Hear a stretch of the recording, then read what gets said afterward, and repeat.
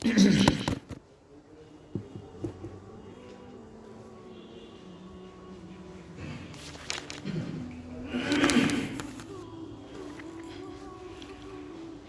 بالله من الشيطان الرجيم بسم الله الرحمن الرحيم فلما ذهبوا به وأجمعوا أن يجعلوه في غيابة الجب وأوحينا إليه لتنبئنهم بأمرهم هذا وهم لا يشعرون الحمد لله আল্লাহ পাকের লাখ কোটি শুকরিয়া যিনি আমাদেরকে আজ পবিত্র শুক্রবার মাগরিবের নামাজ জামাতের সাথে আদায় করার পরে পৃথিবীর সর্বকালের সর্বশ্রেষ্ঠ মহাগ্রন্থ আল কুরআনুল কারীমের আহসানুল কসাস সর্বোত্তম ঘটনা সূরা ইউসুফের তাফসীরের দর্শে সমবেত হওয়ার তৌফিক দান করেছেন। এজন্য সকলে মুহাব্বতের সাথে বলি আলহামদুলিল্লাহ। সম্মানিত উপস্থিতি, পিছনে 14 আয়াত পর্যন্ত অনুবাদ এবং প্রাসঙ্গিক ব্যাখ্যা আমরা আলোচনা করেছিলাম। আজকে আমি আপনাদের সামনে 15তম আয়াতকে তেলাওয়াত করেছি। পিছন থেকে একটু আলোচনা আমরা টেনে আনি যাতে সামনের কথাগুলো বুঝতে সহজ হয়। পিছনে আলোচনা চলতেছিল সাইয়েদনা হযরত ইয়াকুব আলাইহিস সালামের সন্তানরা হযরত ইউসুফ আলাইহিস সালামের প্রতি ইয়াকুব আলাইহিস সালামের অতিরিক্ত দুর্বলতা এবং ভালোবাসার কারণে প্রতিহিংসা পরায়ণ হয়ে ওঠে। এর ফলশ্রুতিতে তারা তাদের হীনস্বার্থ চরিতার্থ করার জন্য একটা ষড়যন্ত্রমূলকভাবে ইউসুফ আলাইহিস সালামকে তার আব্বা হযরত ইয়াকুব আলাইহিস সালাম থেকে আড়াল করার একটা চেষ্টা করে। এই চেষ্টার অংশ হিসাবে তারা তাদের বাবা ইয়াকুব আলাইহিস সালামের কাছে আবেদন করেছিল যে আপনি ইউসুফকে কখনো আপনার চোখের আড়াল হতে দেন না, সবসময় সে বদ্ধ ঘরের মধ্যেই থাকে, তাকে তো মাঝে মাঝে যেতে হয়, বাইরে যাওয়া উচিত, বাইরের পরিবেশ দেখা উচিত, বাইরের পরিবেশ না দেখলে তো অভিজ্ঞতা হয় না, জ্ঞান বুদ্ধি বিবেচনা এগুলো বিকশিত হয় না, তো মাঝে মধ্যে তাকে বাইরে যেতে দেওয়া উচিত। এক পর্যায়ে তারা হযরত ইউসুফ আলাইহিস সালামকেও তাদের এই ষড়যন্ত্রের বাস্তবায়নের জন্য তাকেও তাদের সাথে বের করার জন্য প্ররোচনা দিতে থাকে। আমরা পেছনে বলেছিলাম ইউসুফ আলাইহিস সালাম ছিলেন তখন একদম অল্প বয়স্ক, 7 বছরের কথা, যদিও কেউ 6 বছরের কথাও বলেছেন, অল্প বয়স্ক। তো তাকে বাকি 10 ভাইরা বোঝাতে লাগলো, ইউসুফ আচ্ছা তুমি কি সব সময় যে ঘরের মধ্যে বসে থাকো, একটা বিরক্ত লাগে না?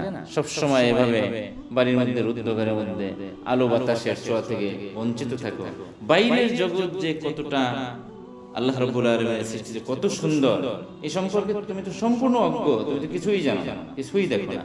আমরা বাইরে যাই, সেখানে কত আল্লাহ রাব্বুল আলামিনের কত সৃষ্টি দেখি, জঙ্গলের মধ্যে কত বিচিত্র ধরনের প্রাণী, বিচিত্র ধরনের গাছ, ফলমূল আল্লাহ রাব্বুল আলামিন সৃষ্টি করেছেন। আমরা তাজা ফল খাই, তোমরাও ফল খাও, কিন্তু সেগুলো কোত্থেকে? আমরা যেগুলো জঙ্গল থেকে আহরণ করে নিয়ে আসি ওগুলো খাও। এটা তাজা গাছ থেকে ফল খাওয়ার এটার মজাই তো আলাদা। কত ধরনের বিচিত্র প্রাণী, তুমি কোনোদিন কিছু দেখো নাই? তোমার কি একটু স্বাদ জাগে না? বাচ্চারা স্বভাবতই একটু বাইরে যেতে আনন্দ মনে করে, অনুভব করে। বাইরে যেতে পারলে, যদি বাচ্চাদেরকে বলা যায় সারাদিন পড়ায় ব্যস্ত থাকে, বাবা যদি বলে এইবার ছুটিতে তোদেরকে নিয়ে কক্সবাজার যাবো, আরে কি আনন্দ! এর চেয়ে আনন্দদায়ক জিনিস তার কাছে আর হতেই পারে না। ইউসুফ আলাইহিস সালাম স্বভাবজাত ছোট শিশু, স্বভাবজাত ভঙ্গিতেই তিনি বলেন, হ্যাঁ অবশ্যই আমার এটা তো ইচ্ছে হয়, কিন্তু আব্বা তো যেতে দেয় না। আমার তো খুব ইচ্ছে হয় আপনারা যখন প্রতিদিন সকালে বেরোন আবার সন্ধ্যায় আসেন, আমার মন চায় আমি আপনাদের সাথে যাই, কিন্তু আব্বা তো অনুমতি দেয় না। বলে ব্যাপারটা তো সেখানেই, আব্বা তো অনুমতি দেয় না, আব্বা তো বুঝতে চায় না, তোর তো মেধার বিকাশ ঘটা প্রয়োজন, এটা আব্বা বুঝতে চায় না। আচ্ছা ঠিক আছে, একটা কাজ করব, আমরা আব্বার কাছে আবেদন করব তোর উপস্থিতি, তোমার সামনে আব্বার কাছে এই কথা বলবো। আব্বা যদি তোমাকে জিজ্ঞেস করে তুমি কিন্তু সম্মতি প্রকাশ করবে, অসম্মতি প্রকাশ করবে না। তুমিও বলবে হ্যাঁ আব্বা আমিও যাই। আগে ছোট ছেলেকে বোঝানো তো সহজ, আগে তাকে বুঝে এবার পূর্বের কৌশল মতো ইয়াকুব আলাইহিস সালামের সামনে উপস্থিত। পিছন থেকে আলোচনা চলে আসতেছিল, তারা তাদের আব্বাকে এই ভাষায় বলছিল, ইয়া আবানা মা লাকা লা তা'মানুনা আলা ইউসুফ ওয়া ইন্না লাহু লানাসিহুন। আব্বা, আপনার কি হয়েছে? আপনি ইউসুফের ক্ষেত্রে আমাদেরকে নিরাপদ কেন মনে করেন না, অথচ আমরা সকলেই তার হিতাকাঙ্ক্ষী, কল্যাণকামী, মঙ্গলকামী? আপনি আগামীকালকে আরসিলহু মা'ানা গাদা, কালকেই আপনি তাকে আমাদের সাথে দিবেন, ইয়ারতা ওয়া ইয়ালআব, সে সেখানে বাগানের বিভিন্ন ফলমূল আহরণ করবে এবং আমাদের সাথে খেলাধুলা করবে। এখানের মধ্যে খেলাধুলা এর শরী দৃষ্টিভঙ্গি হুকুম, এটা আমরা পিছনের দার্সের মধ্যে আলোচনা করেছিলাম। ওয়া ইন্না লাহু লাহাফিজুন, হ্যাঁ, আপনি তার হেফাজত নিয়ে, তার নিরাপত্তা ব্যবস্থা নিয়ে শঙ্কিত, এই ব্যাপারটা আমরা আপনাকে নিশ্চিত করছি, তার নিরাপত্তার জন্য আমরাই যথেষ্ট। তো হযরত ইয়াকুব আলাইহিস সালাম বলেছিলেন, তোমরা যে দাবি করছো, তোমাদের দাবির পিছনে যুক্তি আছে নিশ্চয়ই, এটা ঠিক, কিন্তু আমি দুইটি কারণে তাকে তোমাদের সাথে দিতে পছন্দ করি না। একটা হলো, তোমরা জানো আমি তাকে অনেক বেশি ভালোবাসি, ছেলেটা অল্প বয়সে তার মা হারা হয়ে গেছে, এতিম, আমি তাকে একটু ভালোবাসি। তো এখন যদি ভালোবাসার মানুষ চোখের সামনে থাকা, এটা দিল সবসময় চায়, এখন যদি সে আমার চোখের আড়াল হয়ে যায়, এটা হবে আমার মানসিক যন্ত্রণার একটা কারণ। আর দ্বিতীয় আরেকটা আশঙ্কা করি, তোমরা নিয়ে গেলে তোমরা তো খেলতামাশায় লিপ্ত থাকবে, হতে পারে তোমাদের অগোচরে, তোমাদের ঔদাসীন্যতায়, তোমাদের অবহেলার কারণে জঙ্গলের কোনো বাঘ এসে তাকে যদি খেয়ে ফেলে। বাঘের আশঙ্কা কেন করলেন, এর কারণ আমরা পিছনে বলেছি।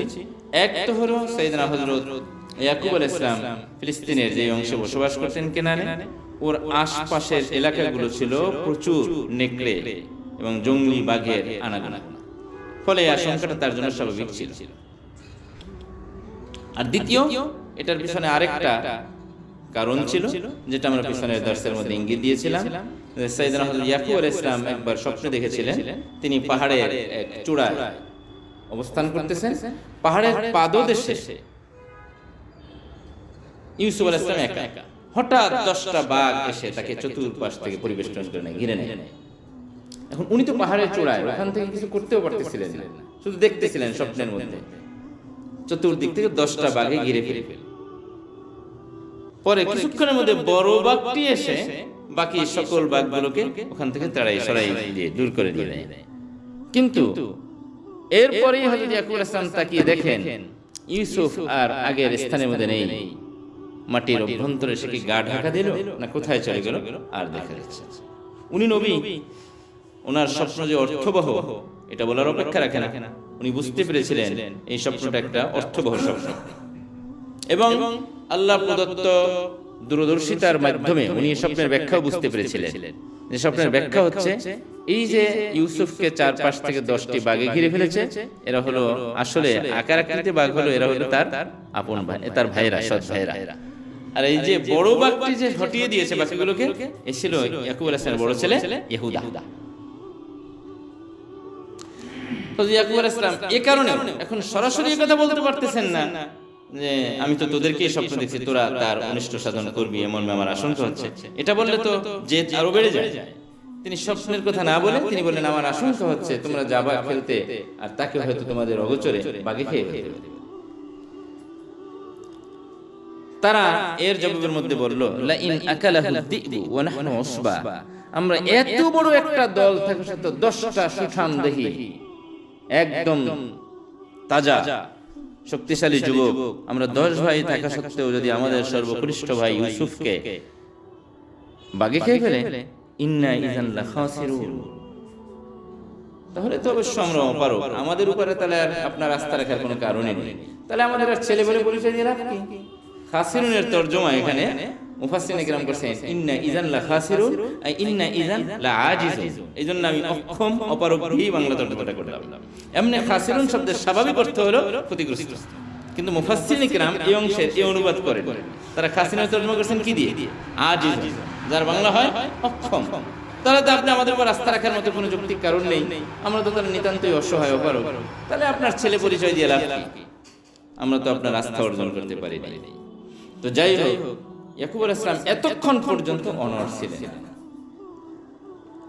ইয়াকুব আলাইহিস সালামের সামনে এবার ভাইয়েরা ইউসুফকে জিজ্ঞেস করে, ইউসুফ তোমার কি মনে হয়, তোমার কি যাওয়ার ইচ্ছা আছে? তোমার ইচ্ছা থাকলে আব্বার সামনে সেটা খোলামেলা বলো। এটা যে সাজানো নাটক, এটা তো ইয়াকুব আলাইহিস সালামের জানা নেই।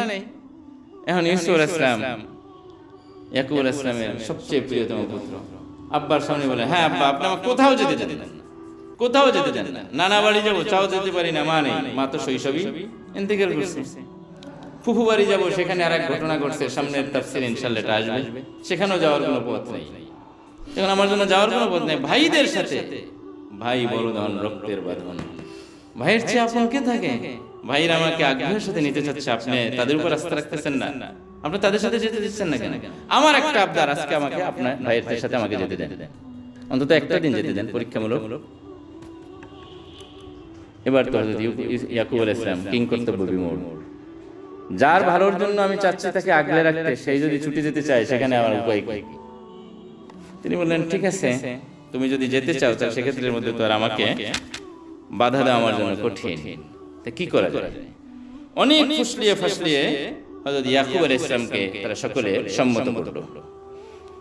সম্মত করার পরে ইয়াকুব আলাইহিস সালাম তাদের সকলের কাছ থেকে একটা সমষ্টিগত অঙ্গীকার নিলেন যে, আমার সন্তানরা, তোমরা সকলেই জানো ইউসুফকে আমি ভালোবাসি, এবং কেন ভালোবাসি সেটার কারণও তোমরা জানো। ইউসুফ আলাইহিস সালামকে অতিরিক্ত ভালোবাসার কারণ আমরা পেছনের মজলিসের মধ্যে আলোচনা করেছিলাম। তো কাজেই তোমাদের প্রতি আমার দাবি হলো, তোমরা সকলেই তার প্রতি যত্নবান থাকবে, তার সুবিধা অসুবিধা দেখবে।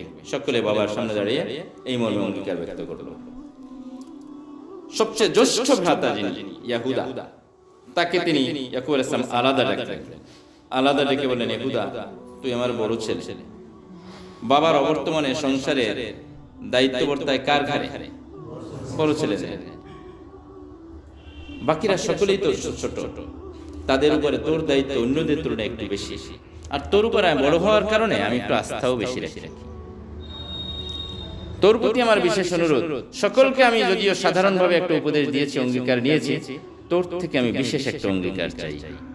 সেটা হলো ইউসুফের গোটা নিরাপত্তা যত্নের দায়িত্ব আমি তোর হাতে তুলে দিতে চাই। তুই আমাকে কথা দে যে তার চলাচলের পথে কোনো কষ্ট হলে তুই তার পাশে থাকবি, হাঁটতে না পারলে কোলে নিবি, কাঁধে নিবি, পিপাসায় সে যেন কষ্ট অনুভব না করে, ক্ষুধায় সে যেন কষ্ট না পায়, তার ক্ষুধা লাগবে তুই খাবারের ব্যবস্থা করবি। এক কথায় তার গোটা নিরাপত্তার ব্যবস্থাটা তুই গ্রহণ কর। আর আরেকটা অঙ্গীকার হলো, সন্ধ্যা হওয়ার সাথে সাথে তুই আমাকে আমার ছেলেকে আবার আমার কোলে ফিরিয়ে দিবি, এই অঙ্গীকার করে যা। বড় ভাই বিপদে পড়ে গেছে, একদিকে বাকি 9 ভাই আর একদিকে বাবা, কি করবে?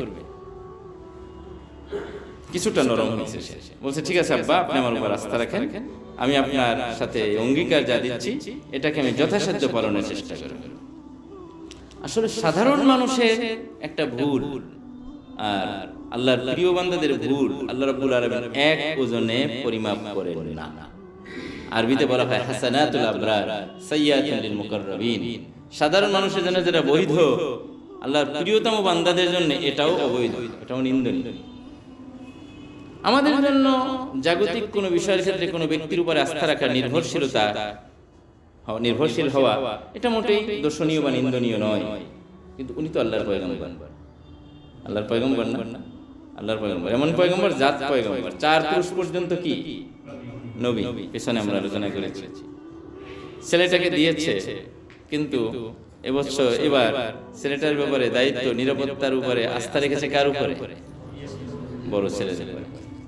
আল্লাহ রাব্বুল আলামিন খুব ধরেছেন এটা তো আল্লাহ তাআলা বলতে দেন নাই। আচ্ছা তাই না, ছেলে তোমার নিরাপত্তার ব্যবস্থা করবে, আচ্ছা করুক, আমি আল্লাহ দেখব। হাসানাতুল আবরার সাইয়্যাতুল লিল মুকাররাবিন। সাধারণ মানুষের জন্য যেগুলো করা বৈধ, অনেক সময় আল্লাহর প্রিয় পাত্রদের জন্য সেগুলো অনেক বড় জটিল হয়ে যায়। কথার মধ্যে যে কোনো ভবিষ্যতের যে কোনো কথা বলবো বা কাজ করব, এক্ষেত্রে সুন্নাহ হলো যে কোনো ভবিষ্যতের অঙ্গীকারের আগেই বলে নেয়া ইনশাআল্লাহ, মানে যদি আল্লাহ চান তবে এটা হবে, আল্লাহ না চাইলে এটা হবে না। এটা সুন্নাহ। প্রত্যেকটা কথা বলবেন, প্রত্যেকটা কাজ করবেন, কারোর সাথে কোনো প্রতিশ্রুতি দেবেন, আগে বলে ইনশাআল্লাহ। এটা সুন্নাহ, এটা ফরজ বা ওয়াজিব না। এটা না বললে যে আপনি গুনাহগার হয়ে যাচ্ছেন এমনটা না, এটা সুন্নাত পর্যায়ে। কিন্তু বিশ্বনবী সাল্লাল্লাহু আলাইহি ওয়াসাল্লাম একদিন এই শব্দটা বলেন নাই। এক ব্যক্তি আল্লাহ রাসূলের কাছে কিছু জানতে চেয়েছে, হুজুর বলেন আগামীকাল এসো, আগামীকালকে এটার উত্তর দিব। হুজুরের স্বাভাবিক ধারণা, জিবরিল তো প্রতিনিয়তই আমার কাছে যাতায়াত করে, সকাল সন্ধ্যায় কতবার আসে, তো জিবরিল আসলে তার কাছ থেকে আমি জেনে তোমাকে উত্তর দিয়ে দেবো, এটা মনের একটা ইচ্ছা, খেয়াল। তিনি বলেন তুমি আগামীকালকে এসো, আমি তোমাকে উত্তর দেব। কি বলেন নাই? ইনশাআল্লাহ বলেন নাই। এতটুকু আল্লাহ তাআলার খুব লেগে গেছে। হ্যাঁ, আপনি আমার বন্ধু, আপনাকে আমি এত ভালোবাসি, আপনার ব্যাপারে আমি বলেছি ওয়ারাফা'না লাকা যিকরাক, হে নবী আপনার আলোচনাকে আমি সমুন্নত করেছি, সবচেয়ে উঁচু মর্যাদা আমি আপনাকে দিয়েছি। এই আয়াতের ব্যাখ্যায় বিশ্বনবী সাল্লাল্লাহু আলাইহি ওয়াসাল্লাম বলেছেন আল্লাহ তাআলা আমাকে এই মর্যাদায় উন্নীত করেছেন, এই মর্যাদায় আমাকে রেখেছেন। আল্লাহ তাআলা যুকিরতা হাইসু যুকিরতু, আল্লাহ তাআলা বলেন হে নবী কিয়ামত পর্যন্ত যেখানে যখন যে কোনো মজলিসে যে কোনো কথায় যেখানে আমি আল্লাহ সুবহানাহু ওয়া তাআলাকে স্মরণ করা হবে সেখানেই পাশাপাশি আপনার আলোচনা থাকবে, আপনাকেও স্মরণ করবে। এজন্য লা ইলাহা ইল্লাল্লাহ পাশাপাশি কি কালিমায়ে শাহাদাত, আশহাদু আল্লা ইলাহা ইল্লাল্লাহু ওয়া আশহাদু আন্না, আযানের মধ্যে আশহাদু আল্লা ইলাহা ইল্লাল্লাহ পরে ইকামতের মধ্যে কার নাম? আল্লাহর নামের পাশাপাশি কার নাম? তাশাহুদ করি, তাশাহুদের মধ্যে আত্তাহিয়াতুর মধ্যে আল্লাহর নামের পাশাপাশি কার নাম? আল্লাহ রাসূল সাল্লাল্লাহু আলাইহি ওয়াসাল্লাম। এটা হলো আল্লাহ তাআলা বলেছেন ওয়ারাফা'না লাকা যিকরাক, আমি আপনার আলোচনাকে সমুন্নত করেছি। এবং হাদিসে কুদসিতে আল্লাহ সুবহানাহু ওয়া তাআলা বলেছেন রাসূলকে যুকিরতা হাইসু যুকিরতু, যেখানেই আমাকে আলোচনা করা হবে আমার পাশাপাশি আপনার আলোচনাও থাকবে, এই ব্যবস্থা আমি করে দিয়েছি। এত মর্যাদা আমি আপনাকে দিলাম, আর আপনি আজকে ইনশাআল্লাহ বলা ছাড়াই ওই ব্যক্তির প্রশ্নের উত্তরের ওয়াদা দিলেন। আপনি কালকে বলবেন জিবরিল 15 দিনের জন্য তোমাকে ছুটি দিয়ে দিলাম, জমিনে যেতে হবে না। কতদিন? 15 দিন। নবীর কাছে যাবা না, তুমি ছুটি, রেস্টে থাক। 15 দিনে হুজুরের কাছে যাবা না, দেখি কি করে। পরের দিন প্রশ্নকারী আসছে, হে রাসূল আমার প্রশ্ন উত্তর বলতেছেন না, কারণ কি মা ইয়ানতিকু আনিল হাওয়া ইন হুয়া ইল্লা ওয়াহয়ুন ইউহা। আল্লাহ তাআলা বলেছেন আমার রাসূল নিজের পক্ষ থেকে কোনো কথা বলে না যতক্ষণ পর্যন্ত তার কাছে ওহীর প্রত্যাদেশ না আসে, কোনো কথা বলে না। এবং কোথাও এর চেয়ে কঠিন শব্দ বলেছেন ওয়ালাউ তাকাওয়ালা আলাইনা বা'দাল আকাওয়িল, কোন কথা যদি নিজের পক্ষ থেকে বলে আমার দিকে আমার রাসূল সম্বন্ধ করতেন লা আখাযনা মিনহু বিল ইয়ামিন, আমি ডান হাত দ্বারা তাকে ধরে বসতাম। সুম্মা লাকাতা'না মিনহুল ওয়াতিন, তার কণ্ঠ নালী আমি কেটে দিতাম। কোন কথা যদি কোরআনের মধ্যে আমার পক্ষ থেকে না হয়ে সে নিজের পক্ষ থেকে একটু সংযুক্ত করে, তো আল্লাহ তাআলা রাসূলের ব্যাপারে এতটা স্পষ্ট কথা বলেছেন। পরের দিন জিবরিল আসে না, হুজুর উত্তর দিতে পারতেছেন না। একদিন, দুদিন, 3 দিন, 4 দিন, 5 দিন, এক নাগাড়ে 15 দিন ওহী আসতেছে না। যারা কিছুটা মুজাবজাব আরবি ভাষায় বলে, বাংলা হলো দোদুল্যমান, কনফিউজ, যে রাসূল সাল্লাল্লাহু আলাইহি ওয়াসাল্লাম সত্য নাকি বাপদাদা ধর্মটাই সত্য, এরকম একটা কিছু দোদুল্যমান পরিস্থিতি থাকে না, এই ধরনের যারা ছিল এরা প্রকাশ্যে কুফরি শুরু করে দিয়েছে। মুনাফিকরা যারা এতদিন লোক লজ্জার ভয়ে, চক্ষু লজ্জার ভয়ে প্রকাশ্যে কিছু কথা বলতে পারতো না, তারা এখন প্রকাশ্যে বলা শুরু করেছে। আল্লাহ রাসূলের আপন চাচা আবু লাহাব, তার স্ত্রী উম্মে জামিল, সে একদিন আল্লাহ রাসূলকে বলতেছে হে মুহাম্মদ ইন্নী আযুন্নু কদ তারাকাকা শাইতান, আমার ধারণা তোর শয়তানটা মনে হয় তোর কাছে আর আসে না। নাউযুবিল্লাহি মিনাশ শাইতানির। শয়তান বলে কাকে ইঙ্গিত করেছে? জিবরিল আলাইহিস সালাম। মানে আমার ধারণা শয়তান মনে হয় তোকে ছেড়ে দিয়ে চলে গেছে। কেউ বলতেছে মুহাম্মদ সাল্লাল্লাহু আলাইহি ওয়াসাল্লামকে তার প্রভু তাকে ছেড়ে দিয়েছেন, তার সাথে এখন আর তার আল্লাহর কোনো কানেকশন নেই, সম্পর্ক নেই।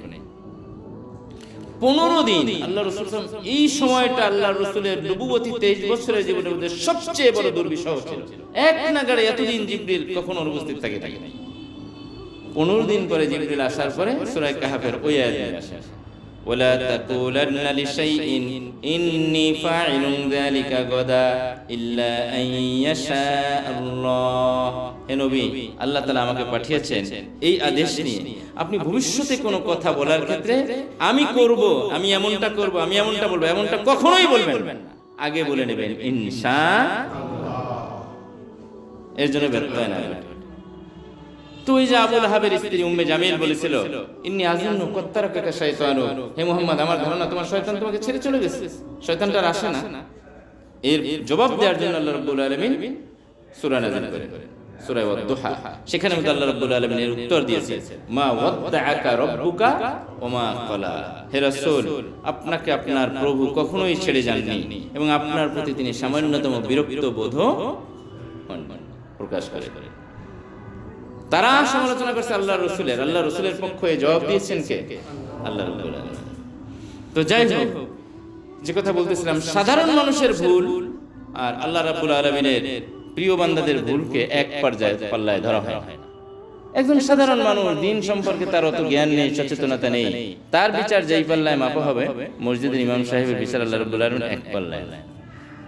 ইমাম সাহেবেরটা যেভাবে হবে ওই পর্যায়ে আল্লাহর এর চেয়ে বড় যারা আছে তাদেরটা না, তাদেরটা যতটা হবে সাহাবায়ে কেরামেরটা এইভাবে না। যে যত বড় হাশরের ময়দানে বিচার হবে যার যার জ্ঞান অনুযায়ী, কারণ সব মানুষের জ্ঞান তো আল্লাহ রাব্বুল আলামিন কি দেন নাই, সমান দেন নাই। তো যার যার জ্ঞান অনুযায়ী আল্লাহ যাকে যতটুকু জ্ঞান যোগ্যতা দিয়েছেন তাকে সেইভাবে বিচার করবেন। আর না হয় যদি সমান বিচার করেন সবার জন্য, তাহলে এই বিচারের মধ্যে বৈষম্য আসবে। একজন অনেক বড় জ্ঞানী, একজন বোকা, বিচার যদি সমান করে তো কার উপরে জুলুম হয়ে যাবে, কেউ ছাড় পেয়ে যাবে। আল্লাহ রাব্বুল আলামিন প্রত্যেকের মেধা, যোগ্যতা, জ্ঞান এর উপর নির্ভর করে আল্লাহ রাব্বুল আলামিন ইনসাফের বিচার করবেন। তো বলতেছিলাম হযরত ইয়াকুব আলাইহিস সালাম বড় ছেলেকে বলেছিলেন, আমি তোর কাছে দায়িত্ব দিতে চাই, ইউসুফের দেখাশোনার দায়িত্ব, নিরাপত্তার দায়িত্ব তুই নিবি। বড় ছেলে অঙ্গীকার করেছে, ঠিক আছে আব্বা, ইউসুফ আলাইহিস সালামকে, ইউসুফকে আমি দেই, আপনি কোনো ধরনের ভয় পাবেন না, চিন্তিত হবেন না, তাকে আমি আপনার কাছে সন্ধ্যায় ফিরিয়ে আনি। আচ্ছা যান। মুফাসসিরিন কিরাম বর্ণনা করেছেন 10 ভাই ইউসুফ আলাইহিস সালামকে বাবার সামনে থেকে নিয়ে যাওয়ার সময় এত যত্ন, কে কার আগে কোলে নেবে, কাঁধে নেবে, কাড়াকাড়ি লেগেছে। কেউ বলতেছে আমার কোলে আয়, কেউ বলছে না আমি কাঁধে নেব, মানে আব্বাকে দেখা দেখছে লৌকিকতা, বাবাকে দেখানো। আব্বাও দেখলেন যে না, ছেলেরা তো আসলে আমার ছেলেটাকে অনেক ভালোবাসে, কেউ চুমু খায়, কেউ মাথায় উঠায়, কেউ ঘাড়ে উঠায়, কেউ কোলে নেয়। মুফাসসিরিন কিরাম লিখেছেন হযরত ইয়াকুব আলাইহিস সালাম ওইখান থেকে তার বসত বাড়ি থেকে 1 মাইল পর্যন্ত পায়ে হেঁটে বুড়ো মানুষ তাদের পিছনে পিছনে চলতেছেন ছেলের মহব্বত। 1 মাইল যাওয়ার পরে ছেলেরা বলতেছে, আব্বা আপনি বুড়ো মানুষ, আপনার কষ্ট করে আসার দরকার নেই, আপনি বাসায় চলে যান, আপনি তো দেখতেছেন আমরা আপনার ছেলেতে মোটেই কোনো অযত্ন করছি না, আপনি চলে যান। কিছুটা সান্ত্বনা পেলেন হযরত ইয়াকুব আলাইহিস সালাম। তিনি 1 মাইল ওখানে দাঁড়িয়ে, ওখানে ছেলেরা বিদায় দেওয়ার পর তিনি ওখান থেকে বিদায় নিচ্ছেন না, ওখানে দাঁড়িয়ে আছেন। যতদূর পর্যন্ত তার দৃষ্টি যায়, যে ছেলেদেরকে দেখা যায়, অতক্ষণ পর্যন্ত হযরত ইয়াকুব আলাইহিস সালাম ওখানে মধ্যে দাঁড়িয়ে। যখন তারা দৃষ্টির আড়ালে চলে যায়, এখন আর দাঁড়িয়ে থেকে দেখা যায় না, তখন ইয়াকুব আলাইহিস সালাম নিজের বাড়িতে চলে আসেন। মনের মধ্যে এক বেচাইন, এক অস্থিরতা, এটা তো কাজ করতেই ছিল, কিন্তু আল্লাহ রাব্বুল আলামিনের ইচ্ছা, মুহূর্তের মধ্যে পরিস্থিতি পরিবর্তন হয়ে গেল। ছেলেরা এখন বুঝতে পারছে যে আব্বা আমাদের চেয়ে বাড়িতে চলে গেছে,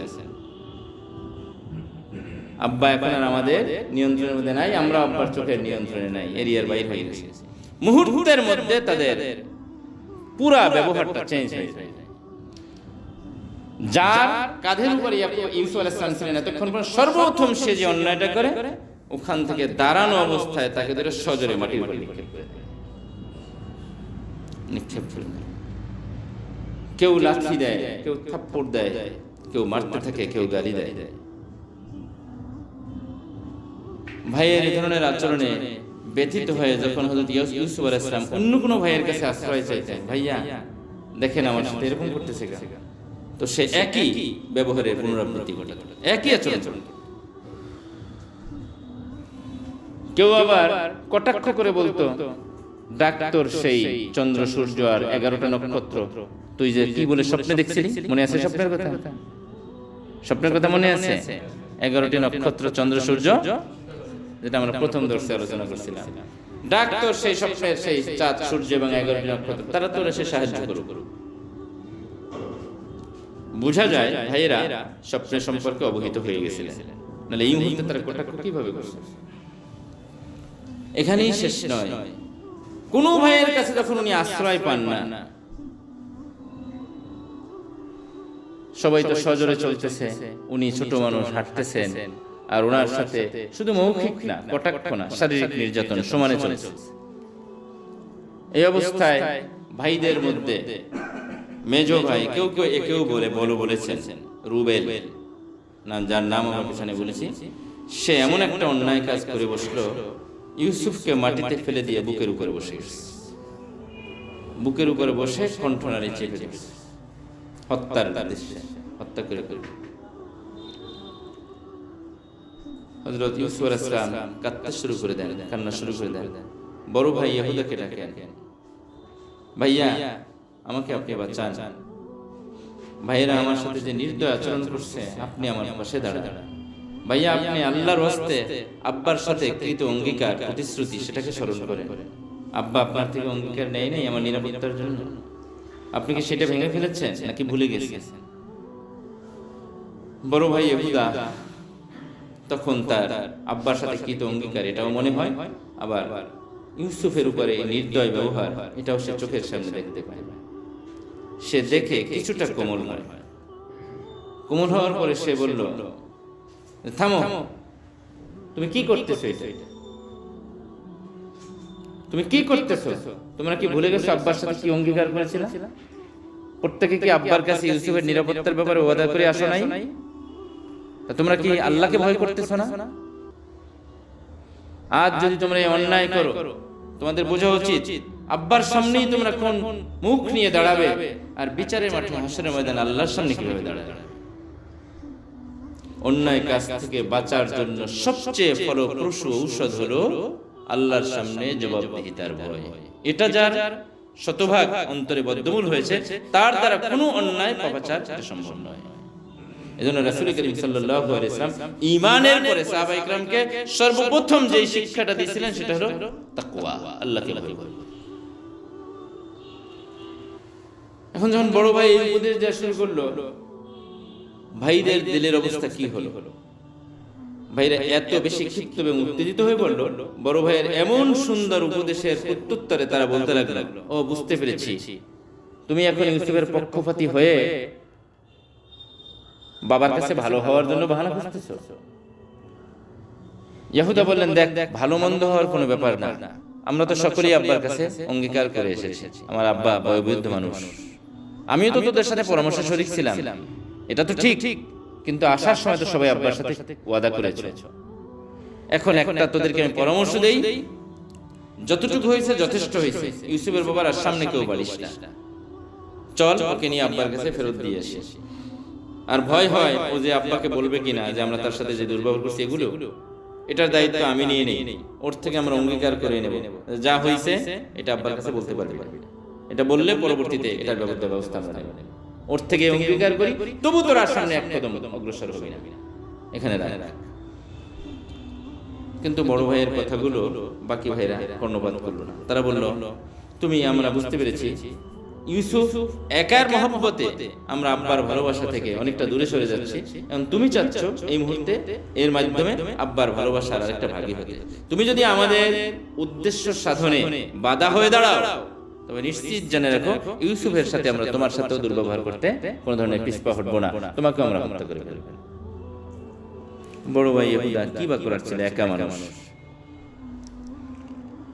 অনেকক্ষণ নির্বিকার থেকে তিনি বললেন, দেখো, সর্বশেষ আমার একটা কথা রাখো, তোমরা যদি আমার পিছনের প্রস্তাবে সম্মত নাও হও, আমি তোমাদেরকে আরেকটা প্রস্তাব দিচ্ছি, সেটা হলো ইউসুফ সে একটা নিষ্পাপ ছেলে, তার তো কোনো অপরাধ নেই, তোমরা এভাবে তাকে না মেরে আমার আরেকটা পরামর্শ নাও, এই নিকটে কাছাকাছি কোনো অনাবাদ পরিত্যক্ত কোনো কূপের মধ্যে তাকে ফেলে দিয়ে আসো, ওখানের মধ্যে ফেলে দিয়ে আসো।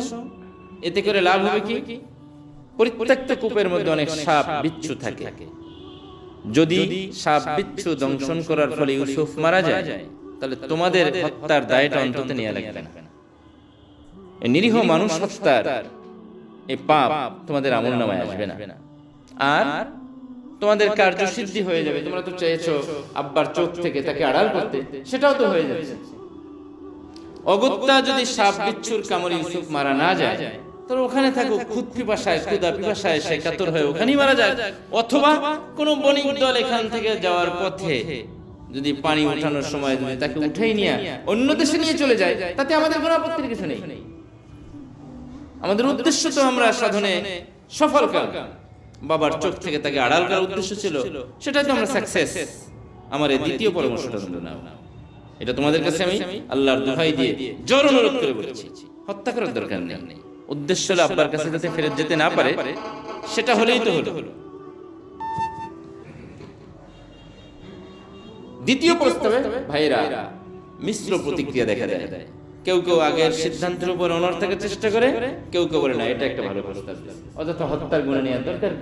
হত্যা করা ছাড়াই যদি আমাদের উদ্দেশ্য সাধিত হয়ে যায়, তো হত্যা করার কোনো প্রয়োজন নেই। এক পর্যায়ে এদের রায়টাই সকলের উপরে প্রভাব ফেলে, সবাই সম্মত হয়ে যায়, হ্যাঁ ঠিক আছে এটাই গ্রহণ করা হোক। কাছাকাছি একটা কূপ ছিল, আমি এখানে একটু বলে নেই। এই স্পটটা হলো হযরত ইয়াকুব আলাইহিস সালামের বসত বাড়ি কেনান থেকে 9 মাইল দূরে, কাছাকাছি। মাত্র কয় মাইল দূরে? 9 মাইল দূরে।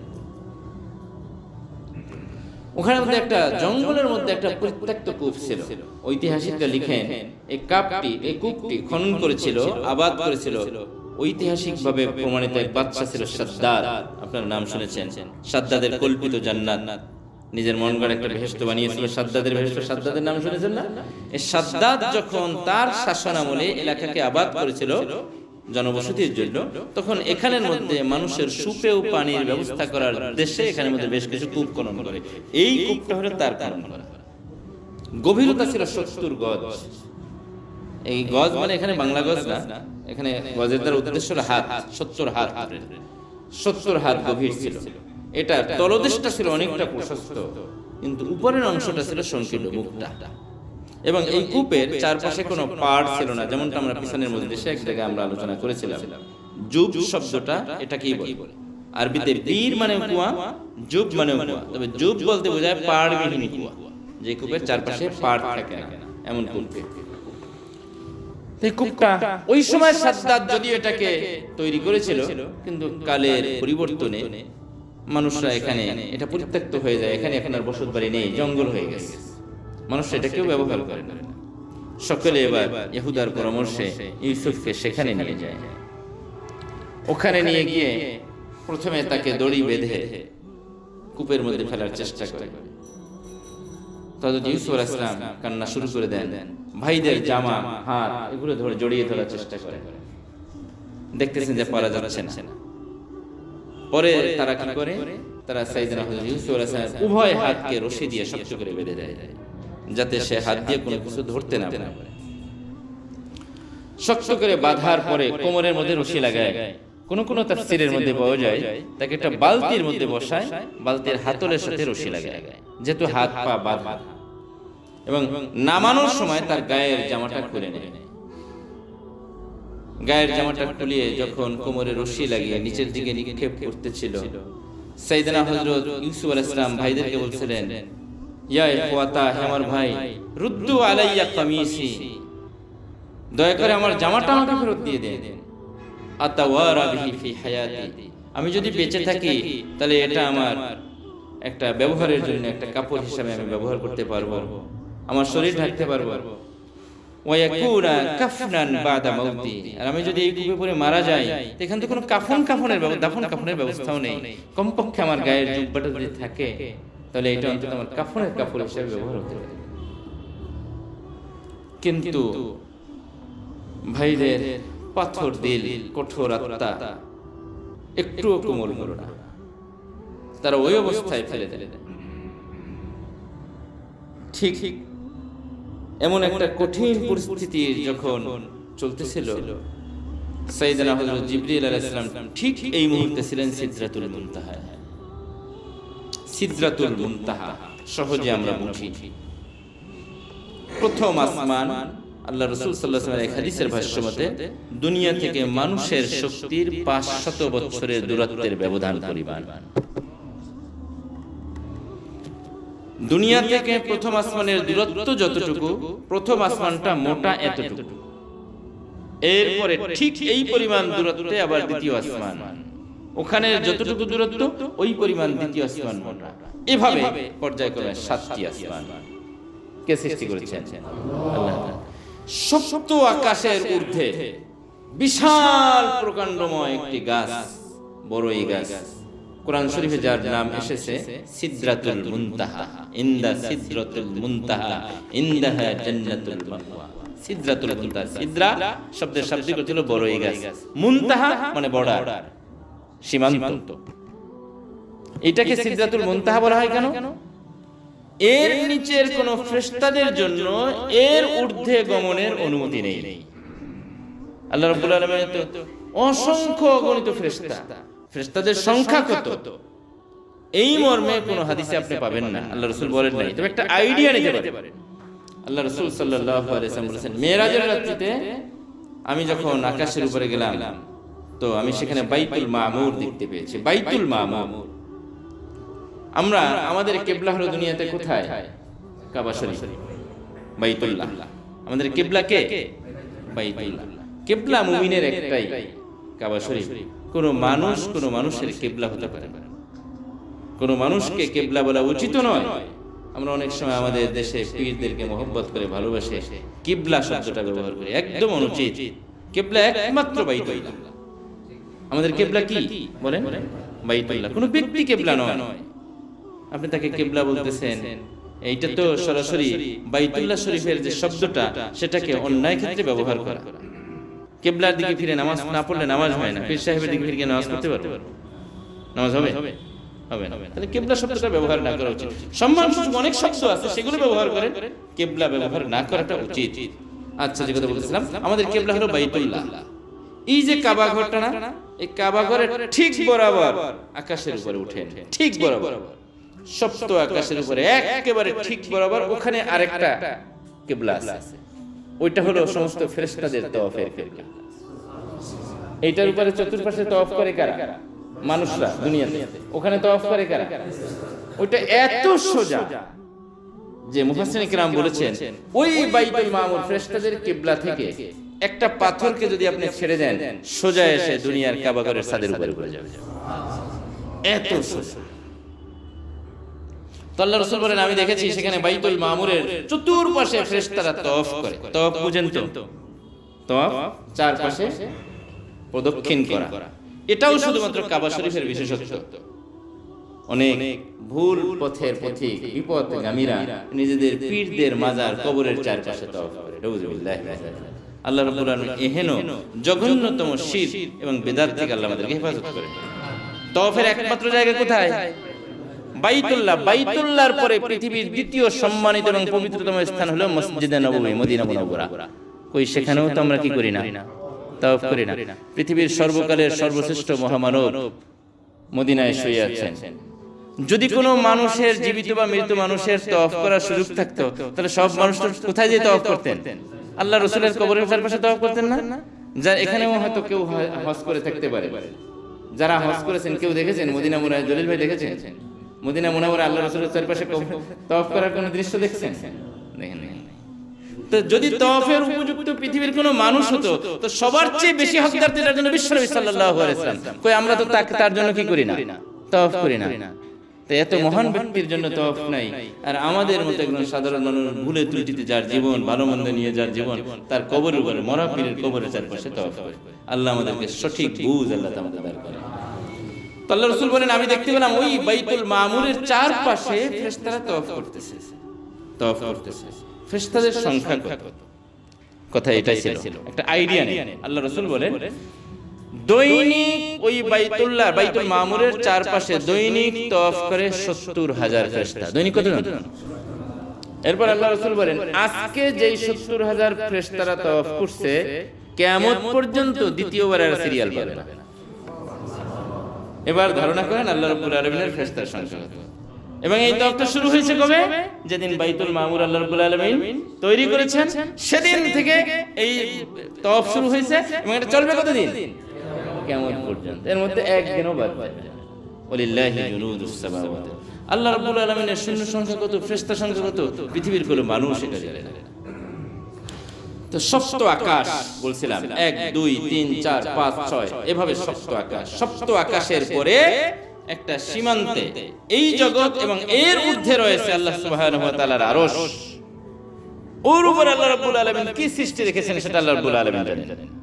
কিন্তু এই নিম্ন জগতের ফেরেশতাদের সর্বোচ্চ উত্থানের স্থান কোনটা? সিদরাতুল মুনতাহা, সীমান্তে বড়ই গাছ। আল্লাহ রাসূল বলেন, হ্যাঁ ওই বড়ই গাছটি আমি দেখেছি। সহিহ মুসলিম শরীফের হাদিসের মধ্যে এসেছে, বুখারীতেও এসেছে, আমি ওই বড়ই গাছটি দেখেছি। ফাইদা ওয়ারাকুহা কাআযানিল ফিল, আমি দেখছি ওই বড়ই গাছের এক একটা পাতা হলো হাতির কানের মতো বিশাল বিশাল, আর ওর এক একটা ফল হলো কাকুলালি হাজার, ইয়ামানের হাজার শহরের মটকা, ওই রকমের মটকা, বুঝেন মটকা? মাইট, মাইট আমাদের দেশে বলে মাইট, বলে এক একটা বড়ই হলো ওরকম মাইডের মতো বিশাল বিশাল, এক একটা বড়ই মাইডের বিশাল। না আপনি ভাবতেছেন একটা বড়ই মাইডের মতো খাবো কেমনে? আপনি যখন জান্নাতে যাবেন তখন কি আপনি এতটুকু থাকবেন? কতটুকু হবে? আল্লাহ রাসূল বলে গেছেন, তুলুকুম কাতুলি আবিকুম আদম 60 যিরা। জান্নাতের মধ্যে যখন মানুষ যাবে তখন তোমাদের আদি পিতা আদম আলাইহিস সালামের দৈর্ঘ্য নিয়ে জান্নাতের মধ্যে। আদম আলাইহিস সালামের উচ্চতা ছিল কত? 60 হাত, 6 0 60 হাত, 7 না 60 হাত। আচ্ছা 60 হাত একটা মানুষ, আমরা 3.5 হাত, আমাদের মুখের গহ্বরটা কতটুকু হয়? 2.5-3 ইঞ্চি, এই হিসাবে বড় এতটুকু, এটা ঠিক আছে। একজন 60 হাত দীর্ঘদেহী মানুষের মুখের গহ্বরটা কয় হাত হবে? 2-3 হাত তো হবে, বা 3-4 হাত হবে স্বাভাবিক, না তো সামঞ্জস্য হবে না। 60 হাত একটা মানুষ মুখটা যদি এতটুকু, তো কি খাবে? এত সামঞ্জস্যতা থাকে না। 60 হাত দীর্ঘদেহী, তো তার মুখের গহ্বরটা আল্লাহ রাব্বুল আলামিন ওই সামঞ্জস্য ঠিক রেখে আল্লাহ রাব্বুল আলামিন করে দিবেন। তো তার জন্য এই ছোট্ট বড়ই আমাদের দেশের আপেল কুল বলেন আর বাউকুল বলেন আর গ্রামের বড়ই বলেন, ও যদি ঢুকে দাঁতের ফাঁকে খিলালের মধ্যে ঢুকে যাবে, খিলাল দানি দিয়ে খিলাল করা লাগবে, খাবে কি? মজা পাবে কি? যেভাবে আল্লাহ রাব্বুল আলামিন জান্নাতীদেরকে তৈরি করবেন, তাদের খাবারগুলো আল্লাহ রাব্বুল আলামিন সেভাবেই আল্লাহ রাব্বুল আলামিন যেন আমাদের সবাইকে এই জান্নাতের খাবার খাওয়ার তৌফিক দান করেন। আল্লাহ রাসূল বলেন, আমি এই সিদরাতুল মুনতাহা দেখেছি, বিশাল প্রকাণ্ডময় একটা বিশাল গাছ, এত বিশাল মনে হয় কোন সাদ্দাল উফুক, দৃষ্টির প্রান্ত সীমা, চোখ যত দূর যায় ওর দেখা যায় বিশাল ডাল, বিশাল পাতা, পুরো গাছের মধ্যে ফলে একেবারে সুসজ্জিত। এবং আল্লাহ রাসূল বলেন যে ওই রাত্রিতে আমি দেখেছি পুরো সিদরাতুল মুনতাহা বড়ই গাছটা আলোক সজ্জায় সুসজ্জিত। এটা কি আল্লাহ রাসূলের মেরাজ উপলক্ষে কি সাজানো হয়েছিল নাকি নিয়মিত এটা, সেটা আল্লাহ রাসূল আমাদেরকে বলেননি। কেন এই কথাটা বললাম? অনেক বক্তার আলোচনার মধ্যে এটা বলে আল্লাহ রাসূলের আগমন উপলক্ষে ওই দিন সাজানো হয়েছিল। এই কথাটা কিন্তু হাদিসে নেই। যেটা নেই সেটা আমরা বলবো না, যতটুকু আছে ততটুকুই বলার চেষ্টা, ততটুকুর মধ্যে আমরা সীমিত থাকি। তো বলতেছিলাম হযরত ইউসুফ আলাইহিস সালাম ভাইয়েরা তাকে কোথায় ফেলতেছে? স্মরণ আছে কথা? ঠিক এই মুহূর্তে জিবরিল আলাইহিস সালাম বসে আছেন সিদরাতুল মুনতাহায়, এই বড়ই গাছের ছায়াতলে, বড়ই গাছের নিচে বাইরে ফেলতেছে। আল্লাহ বলতেছেন, আদ্রিক জিবরিল আব্দি, জিবরিল আমার বান্দা ইউসুফকে তার ভাইয়েরা কূপে ফেলতেছে, কূপে পড়ার আগে তোমাকে ধরতে হবে। আল্লাহু আকবার, আল্লাহ। মানুষ বড়াই করে শক্তির, কিসের শক্তি মানুষের? কিসের শক্তি? সিদরাতুল মুনতাহা সপ্ত আকাশের উপরে, জিবরিল সেখানে বসা। জিবরিল বলতেছেন, আমাকে যখন আল্লাহ বলেন তখন আমি সিদরাতুল মুনতাহার তলদেশে উপবিষ্ট বসা।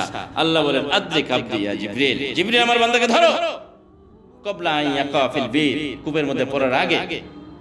ওইখান থেকে আমি সদরে দ্রুত দুনিয়ার মধ্যে চলে আসি, এবং আসার পরে দেখি ইউসুফের রশি কেটে দিয়েছে। বলছিলাম 70 হাত গভীর কূপটা, 35 হাত পর্যন্ত তারা রাখছে, অর্ধেক পরিমাণ, আনুমানিক অর্ধেক পরিমাণ রাখার পরে রশি কেটে দেয়। আল্লাহু আকবার। হযরত জিবরিল আলাইহিস সালাম ইউসুফ আলাইহিস সালাম উপর থেকে পড়তে যতটুকু সময় লেগেছে, হযরত জিবরিল আলাইহিস সালাম সিদরাতুল মুনতাহা থেকে ওখানে আসতে তার চেয়ে কম সময়ের মধ্যে বসে। সুবহানাল্লাহ, কত শক্তির অধিকারী, কত শক্তির অধিকারী। জিবরিল আলাইহিস সালাম শক্তির কত এটা বলা যাবে না। আল্লাহ রাসূল এক হাদিসের মধ্যে বলেছেন, রাআইতু জিবরিল, আমি জিবরিলকে দেখেছি, লাহু সিত্তুমিয়াতি জানা, 600 ডানা পাখা আল্লাহ রাব্বুল আলামিন তাকে দিয়েছেন। 600, একটা ডানার ব্যাপ্তি পরিধি বিস্তৃতি কতটুকু?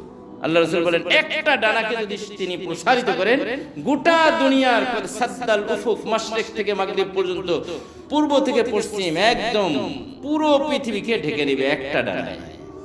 এইরকম ডানা আছে কত? 600। আল্লাহু আকবার, আল্লাহু আকবার বলবেন না? এই আল্লাহ রাব্বুল আলামিন জিবরিল আলাইহিস সালামকে এত শক্তি দিয়ে সৃষ্টি করেছেন। জিবরিল কি একাই ফেরেশতা না, এরকম আরো লাখ লাখ ফেরেশতা আছে? কে বানিয়েছেন? তাই জিবরিলের এত শক্তি, এই আল্লাহর শক্তি কত, যিনি কোন বলার সাথে সাথে এরকম কোটি কোটি জিবরিল তৈরি করে দিতে পারেন। সুবহানাল্লাহ। হযরত জিবরিল আলাইহিস সালাম বলেন, আল্লাহ রাব্বুল আলামিন আমাকে নির্দেশ দিলেন ইউসুফ পানিতে পড়ার আগে তাকে দিয়ে স্পর্শ করো, অথচ রশি কেটে দিয়েছি। ওই মুহূর্তে আমি এসে নিচের মধ্যে থেকে পানির তলদেশ থেকে একটা পাথরকে আমি ভাসমান করে দেই, ইউসুফ যেন পানির ভিতরে ডুবে না যায়। যখন বালতিটা ছেড়ে দেয়, আমি হাতের মধ্যে বালতিটা দিই, নিয়ে ইউসুফকে বসাইয়ে দিই।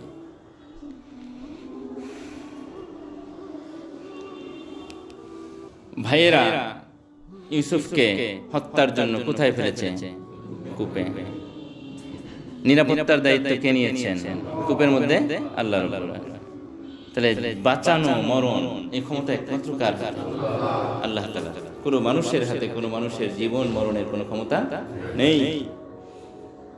আমাদের এই ভূখণ্ডের মধ্যে অনেক ভ্রান্ত আকীদা, বিশ্বাস আমাদের মধ্যে রয়ে গেছে।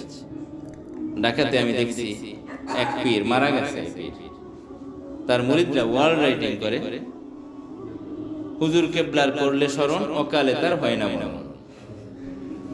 হুজুর কেবলার করলে স্মরণ, অকালে তার হয় না মরণ। কথাটার মধ্যে দুটা ভুল। একটা হলো শিরকি কথা, যে হুজুর কেবলার স্মরণে কখনোই মানুষের মরণকে ঠেকাতে পারে না। লাউ কানাতিদ দুনিয়া মুখাল্লাদান লিআহাদিন লাকানা রাসূলুল্লাহি ফিনা আবাদা। পৃথিবী যদি কারো জন্য চিরন্তন হতো, তাহলে অবশ্যই সর্বশ্রেষ্ঠ মানুষ যিনি, তিনি অবশ্যই চিরজীবী হতেন। তিনি তারই যখন মৃত্যুকে গ্রহণ করা লাগছে বিশ্বনবী সাল্লাল্লাহু আলাইহি ওয়াসাল্লাম, তাহলে কে আর পৃথিবীতে চিরন্তন? আল্লাহ বলেন, কুল্লু মান আলাইহা ফান ওয়া ইয়াবকা ওয়াজহু রাব্বিকা যুল জালালি ওয়াল ইকরাম। আল্লাহ রাব্বুল আলামিন বাদে যা কিছু আছে সবই নশ্বর, অবিনশ্বর কেউ নেই। একমাত্র অবিনশ্বর সত্তা হলেন আল্লাহ সুবহানাহু ওয়া তাআলা, এছাড়া সব ধ্বংস হয়ে যাবে। তাহলে আল্লাহ রাব্বুল আলামিনের বাদে কোনো মানুষের জন্য মানুষের জীবন দান করা অথবা মৃত্যু দেওয়া, এটা সম্ভব নয়, এই ক্ষমতা কারণে। আর দ্বিতীয় আর একটা ভুল হইলে কথার মধ্যে, অকাল মৃত্যু বলে কিছু নেই। অকাল মৃত্যু কিসের? যার মৃত্যু আল্লাহ রাব্বুল আলামিন, অকাল মৃত্যু কাকে বলে আপনি বুঝেন? আমার আজকে তাফসীরের দর্স আছে মাগরিবের নামাজের পরে, পূর্ব ঘোষিত। আমি যদি আসরের আগে শুরু করি, তাহলে বলেন এটা অসময় হলো কেন? তোমার সময় তো নির্ধারিত। কখন? মাগরিবের পরে। তুমি আসরের পরে শুরু করলা কেন? এটাকে বলে অসময়, অকাল। আমি যদি মাগরিবের পরে শুরু করি, এটা কি অকাল না এটাই কাল? তো আল্লাহ তাআলা প্রত্যেকটা প্রাণীর মৃত্যুর ক্ষণ, মৃত্যুর সময়টাকে আল্লাহ রাব্বুল আলামিন আগে থেকে নির্ধারণ করে দিয়েছেন। ঠিক সেই সময় সে মৃত্যুবরণ করে, তাহলে এটা অকাল হলো কেমনে? যদি এটা হতো যে আমার মৃত্যু লেখা আছে কথার কথা 60 বছরে, কিন্তু আমি 55 বছরে মারা গেছি, তাহলে বলা যেত হ্যাঁ এটা অকাল মৃত্যু হয়েছে। আল্লাহ তো লিখে রেখেছিলেন 60 বছরে, কিন্তু 5 বছর আগে লোকটা কি হয়ে গেছে? মারা গেছে। তাহলে এটাকে আপনি কি বলতে পারতেন? অকাল মৃত্যু বলতে। কোরআন বলতেছে লিকুল্লি নাফসিন আজাল, প্রত্যেক প্রাণীর মৃত্যু ক্ষণ, মৃত্যুর নির্দিষ্ট সময় আল্লাহ রাব্বুল আলামিন বেঁধে দিয়েছেন। লা ইস্তাখিরুনা ফিহা সাআতান ওয়া লা ইস্তাকদিমুন, এক মুহূর্ত আগেও না, এক মুহূর্ত পরেও না। যখন যেখানে নির্ধারণ, সেখানেই সে মৃত্যুবরণ করবে। প্রসঙ্গক্রমে একটা ঘটনা বলি। সাইয়েদনা হযরত সুলাইমান আলাইহিস সালাম, আল্লাহ রাব্বুল আলামিন গোটা দুনিয়ার রাষ্ট্রীয় ক্ষমতা আল্লাহ রাব্বুল আলামিন তাকে দান করেছিলেন। পৃথিবীর গোটা পৃথিবীর শাসন ক্ষমতা, গোটা পৃথিবীর বাদশাহী আল্লাহ রাব্বুল আলামিন 4 জন ব্যক্তিকে দিয়েছিলেন। 2 জন আল্লাহর প্রিয় বান্দা, 2 জন আল্লাহর অবাধ্য। প্রিয় বান্দাদের একজন হলেন হযরত সুলাইমান আলাইহিস সালাম, আরেকজন ছিলেন বাদশা যুলকারনাইন। কোরআন শরীফে যার নাম আছে যুলকারনাইন, আমরা যাকে বাদশা সেকান্দার বলে চিনি। এই 2 জনকে আল্লাহ রাব্বুল আলামিন তৎকালীন ভৌগোলিক মানচিত্র অনুযায়ী গোটা বিশ্বের যতটুকু ভৌগোলিক মানচিত্র ছিল, গোটা বিশ্বের রাজত্ব দিয়েছিলেন। আর 2 জন ছিল আল্লাহ তাআলার অবাধ্য বান্দা। একজন ছিল নমরুদ ইব্রাহিম আলাইহিস সালামের আমলে, আরেকজন হলো বুখতে নাসর। আচ্ছা, তো সুলাইমান আলাইহিস সালামকে আল্লাহ রাব্বুল গোটা বিশ্বের রাজত্ব দান করেছিলেন, ক্ষমতা দান করেছিলেন। উনি ওনার মজলিসে বসা, এক উদীয়মান তরুণ অল্প বয়স্ক যুবক মজলিসে বসা, ইতিমধ্যে মালাকুল মউত আসছে, আজরাইল আলাইহিস সালাম। আজরাইল আসছে আজকে মানুষের একটা, যার কারণে হয়তো সুলাইমান আলাইহিস সালামের সাথে কোনো প্রয়োজনে কথা বলার জন্য সুলাইমান আলাইহিস সালাম বুঝতে পেরেছেন যে ইনি কে, আজরাইল, কিন্তু অন্যরা কেউ মজলিসে বুঝতে পারে না। এখন ওই লোক আজরাইল আলাইহিস সালাম মানবের মানে আকৃতিধারী আজরাইল আলাইহিস সালাম সুলাইমান আলাইহিস সালামের মজলিসে যে উদীয়মান তরুণ, তার দিকে খুব এইভাবে গাম্ভীর্য এবং তীক্ষ্ণ দৃষ্টি যে এইভাবে তাকায়, মানে একটা অবাক, একটা বিস্ময়ের দৃষ্টি। সুলাইমান আলাইহিস সালাম এই দেখছেন। কিছুক্ষণ মালাকুল মউত এখান থেকে চলে যান। যুবক বলতেছে, হুজুর, সুলাইমান বলতেছে, হে আল্লাহর নবী, আপনার তো আল্লাহ রাব্বুল আলামিন গোটা বিশ্বের ক্ষমতা দান করেছেন, বাতাসও আপনার কথা শুনে, পাখি তো আপনার কথা শুনে। কোরআনের মধ্যে আল্লাহ বলেছেন, উল্লিমনা মানতিকাত তাইর, পাখির ভাষাকেও বোঝার যোগ্যতা আল্লাহ রাব্বুল আলামিন কাকে দিয়েছিলেন? সুলাইমান আলাইহিস সালাম। তো আপনি আপনার বাতাসকে আদেশ দেন, সেজন্য এই মুহূর্তে আমাকে চীন দেশে ফেলে দেয়। আমার এখানে থাকতে মনে চাচ্ছে না। ওই লোকটা ওরকম করে তাকাইলো কেন? আমি এখানে থাকা আমার জন্য মোটেও ভালো লাগতেছে না। বাতাসকে হুকুম দেন, বাতাস যেন আমার চীন দেশে ফেলাই দেয়।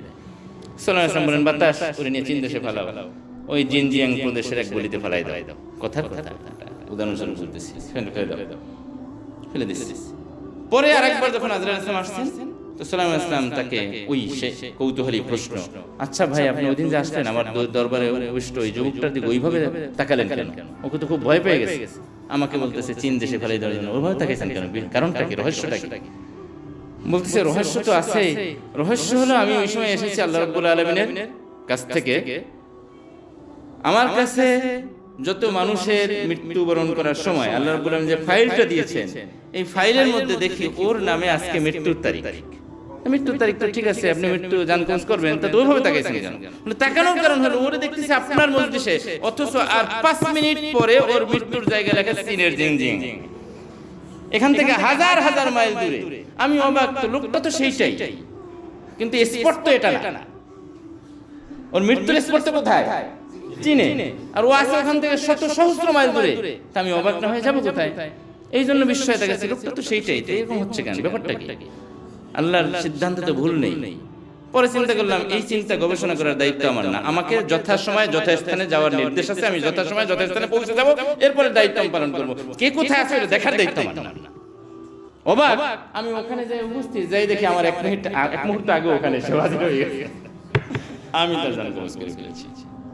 সেজন্য প্রত্যেক মানুষের মৃত্যুর সময় কার পক্ষ থেকে নির্ধারিত? এজন্য আমরা কখনো এই ধরনের কথা বলবো না, অকাল মৃত্যু। আল্লাহ আমাদেরকে সহি বুঝ দান করেন। অকাল মৃত্যু বলতে কোনো কিছু নেই। যে 80 বছরে মারা যায় এটাও তার কাল মৃত্যু, যে 1.5 বছরে মারা যায় সেটাও তার কাল মৃত্যু। কারণ কোরআন বলছে, লিকুল্লি উম্মাতিন আজাল, প্রত্যেক প্রাণীর মৃত্যুর সময় নির্ধারিত। তাহলে অকাল মৃত্যু কেমনে হয়? গলত কথা।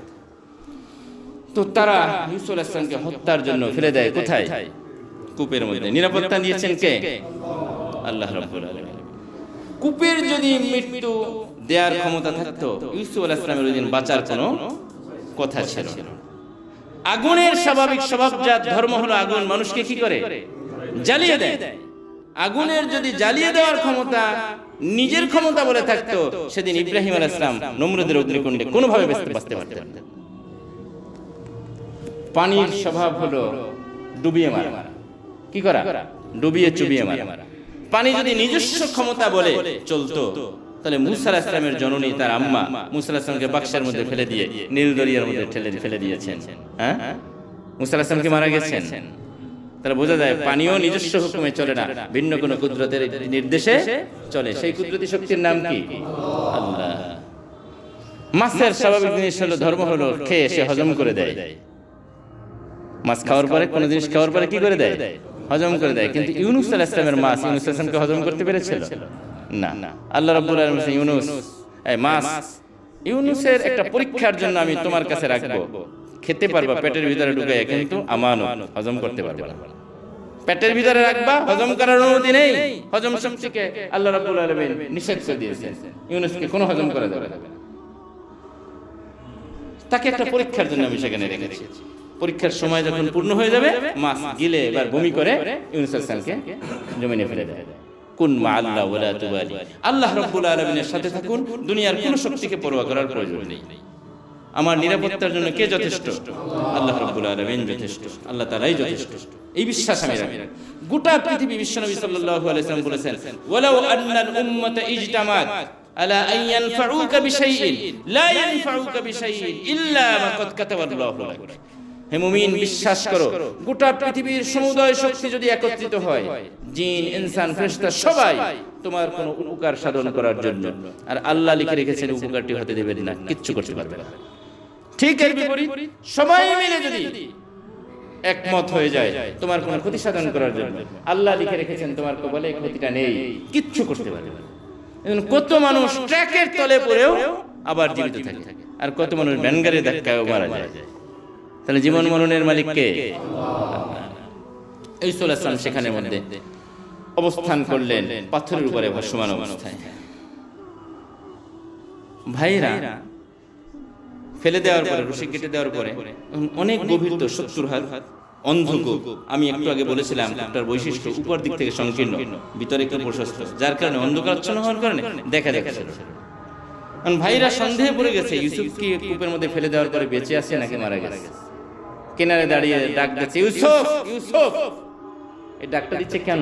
যাচাই করার জন্য, বেঁচে আছে নাকি মারা গেছে। ইউসুফ তো অল্প বয়স্ক ছেলে, কচি মানুষ, তিনি বুঝছেন ভাইরা হয়তো ফেলে দিয়ে হয়তো অনুতপ্ত হয়ে গেছে, হয়তো আবার আমাকে উঠানোর জন্য তাদের ইচ্ছা হয়েছে।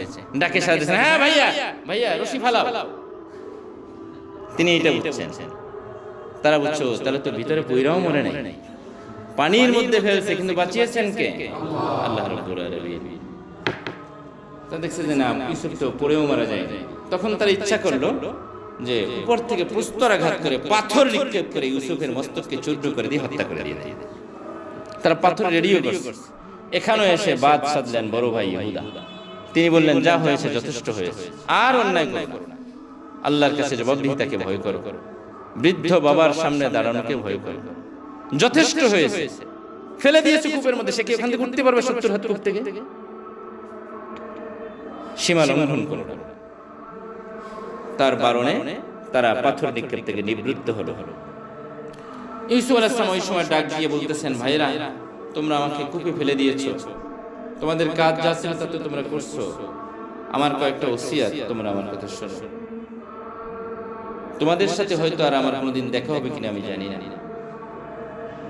আমি তোমাদেরই ছোট ভাই, একসঙ্গে এক বাড়িতে বসবাস করছি, একান্ড মুক্ত থেকেছি। তোমরা যখন খানা খেতে বসবে তখন এটা মনে করো যে তোমাদেরও একটা ছোট ভাই ছিল যাকে তোমরা কূপের মধ্যে ফেলে দিয়েছো, সে কোথায় খাবে সেই চিন্তা তোমরা করো নাই। নাম্বার 2, তোমরা যখন পোশাক পরবে তখন তোমরা তোমাদের দিলকে এই কথাটা বুঝাইও, তোমাদের একটা ছোট ভাই কোনো অন্যায় ছাড়াই, কোনো কারণ ছাড়াই তোমরা তাকে বিবস্ত্র করে গায়ের পরিধেয় পোশাকটা পর্যন্ত খুলে তাকে কূপের মধ্যে ফেলে দিয়েছো। নাম্বার 3, তোমরা যখন রাত্রে আরামের বিছানা গ্রহণ করবে, ঘুমাবে, তখনও দিলকে একটা এই কথাটা বুঝাইও, তোমাদেরই আরেকটা ভাই ছিল যাকে তোমরা কোনো অন্যায় ছাড়াই কূপের মধ্যে ফেলে দিয়েছো, সে কোথায় ঘুমাবে, কিভাবে শুইবে, এই ব্যবস্থা, এই চিন্তাও তোমরা করো।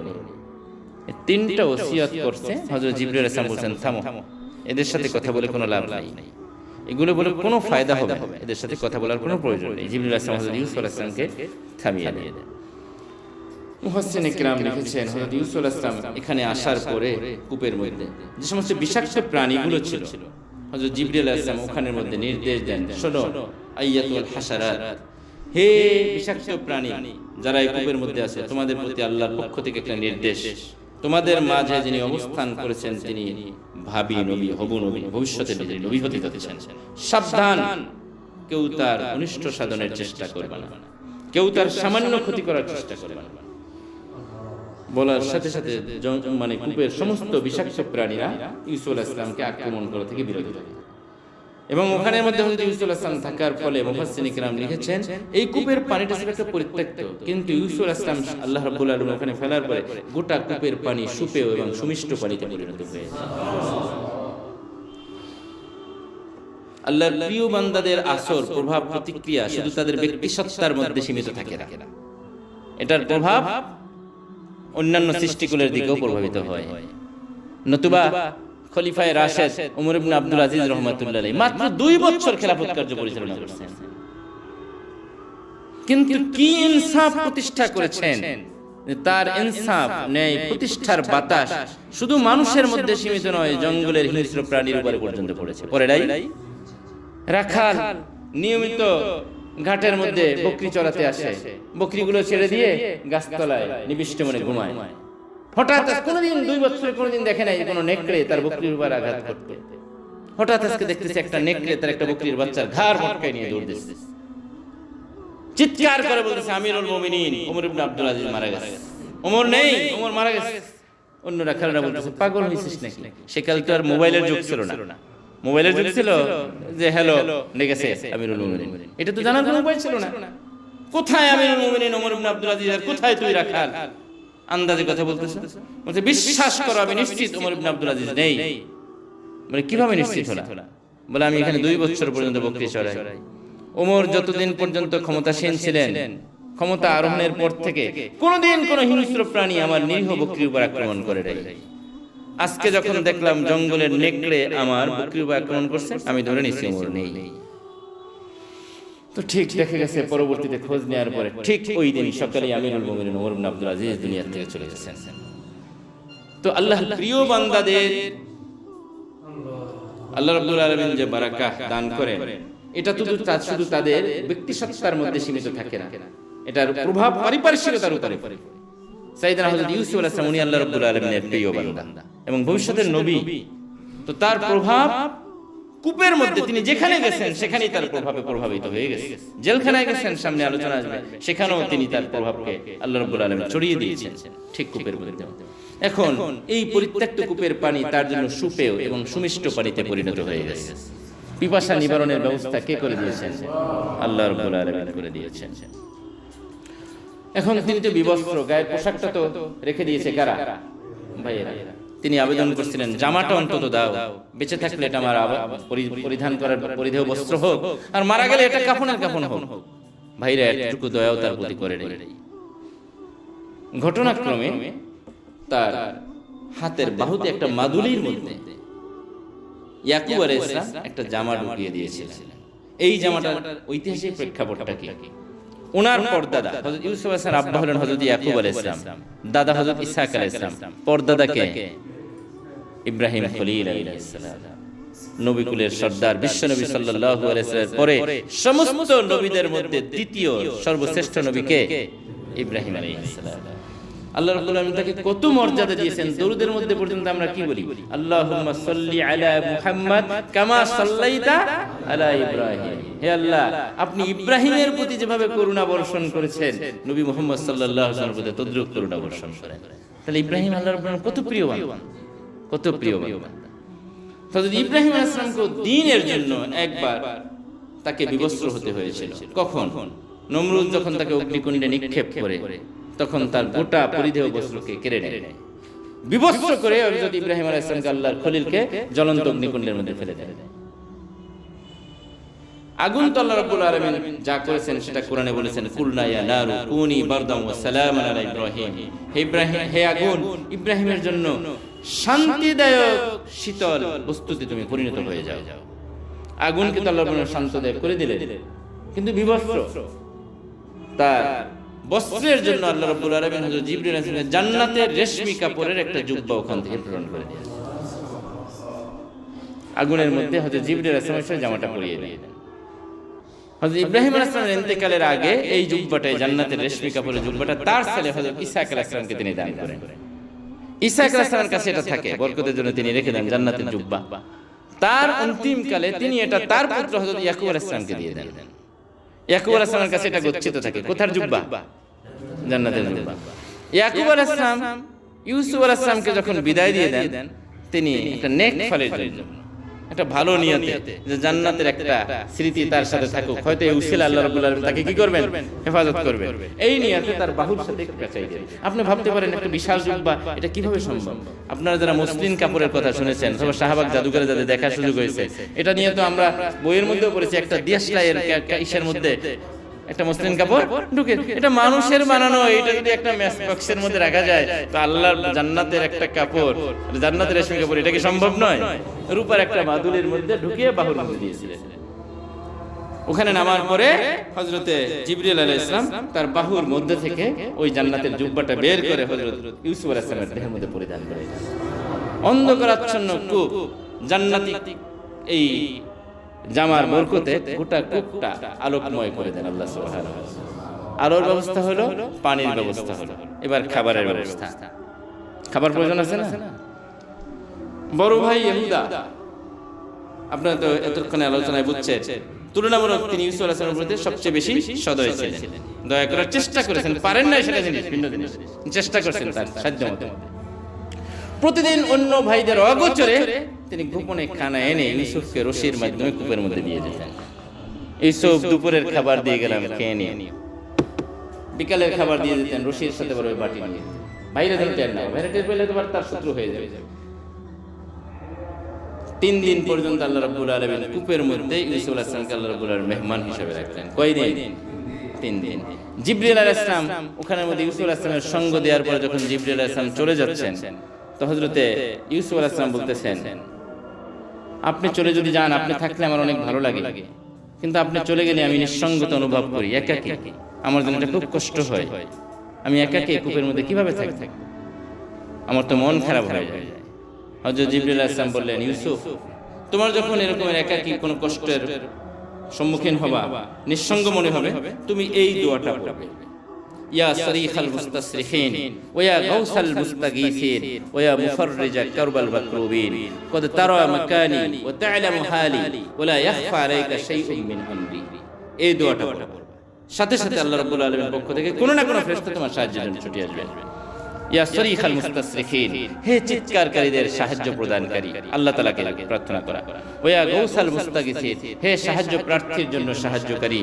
ওয়া ইয়া মুফররিজা কারবিল মাকরুবিন, হে দুশ্চিন্তাগ্রস্তদের দুশ্চিন্তা দূরকারী প্রভু। কদ তারা মাকানি, নিশ্চয়ই আপনি আমার অবস্থান আপনি জানেন, দেখতেছেন আমি কোথায় আছি। ও তা'লামু হালি, আমার অবস্থা সম্পর্কে আপনি অবহিত আছেন, আমি কোথায় আছি, কি অবস্থা আছি আপনি সব জানেন। কে? আল্লাহ। ওয়ালা ইয়াখফা আলাইকা শাইউন মিন আমরি, আমার এখানে অবস্থান সংক্রান্ত কোনো বিষয় আপনার কাছে গোপন নেই, আপনি সব জানেন। তুমি শুধু এই দোয়াটা পড়বা, আল্লাহর পক্ষ থেকে কোনো না কোনো ফেরেশতা এসে তোমাকে সঙ্গ দিবে। পরবর্তীতে হযরত ইউসুফ আলাইহিস সালামের যখনই কোনো প্রয়োজন হতো তিনি এই দোয়াটা পড়তেন, বরাবর আল্লাহ তাআলার পক্ষ থেকে কোনো না কোনো ফেরেশতা এসে তার সাথে তাকে সঙ্গ দিতেন। এভাবে 3টা দিন চলতেছে। 3য় দিনে হযরত জিবরিল আলাইহিস সালাম আবার আসেন। আসার পরে ইউসুফকে বলেন, ইউসুফ, কূপের মধ্যেই থাকবা না বের হবা?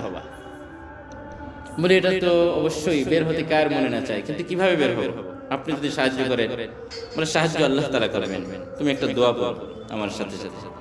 তিনি দোয়া শিখিয়ে দেন, আল্লাহুম্মা ইন্নী আসআলুকা বিইসমিকাল মাকনুনিল মাখজুন, হে রব্বুল আলামিন, হে আল্লাহ, আপনার নিকটে সঞ্চিত গচ্ছিত গোপন নামের মাধ্যমে আমি আপনার কাছে প্রার্থনা করছি।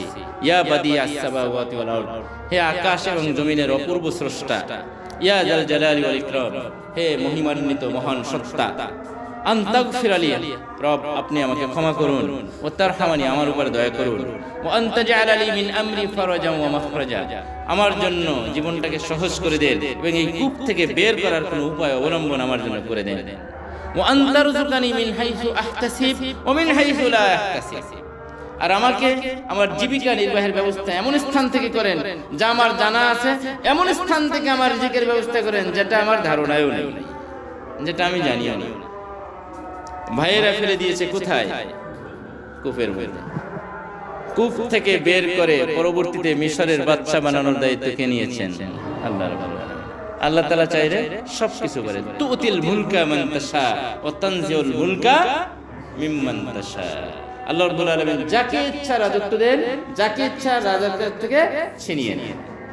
এটা দেখার জন্য তো ইতিহাস দরকার নাই, কত ইতিহাস তো আমাদের চোখের সামনে হয়েছে। 9 বছরের শাসক, 6 বছরের জেল। কোন দেশে হয়েছে এটা? হয় নাই বাংলাদেশে?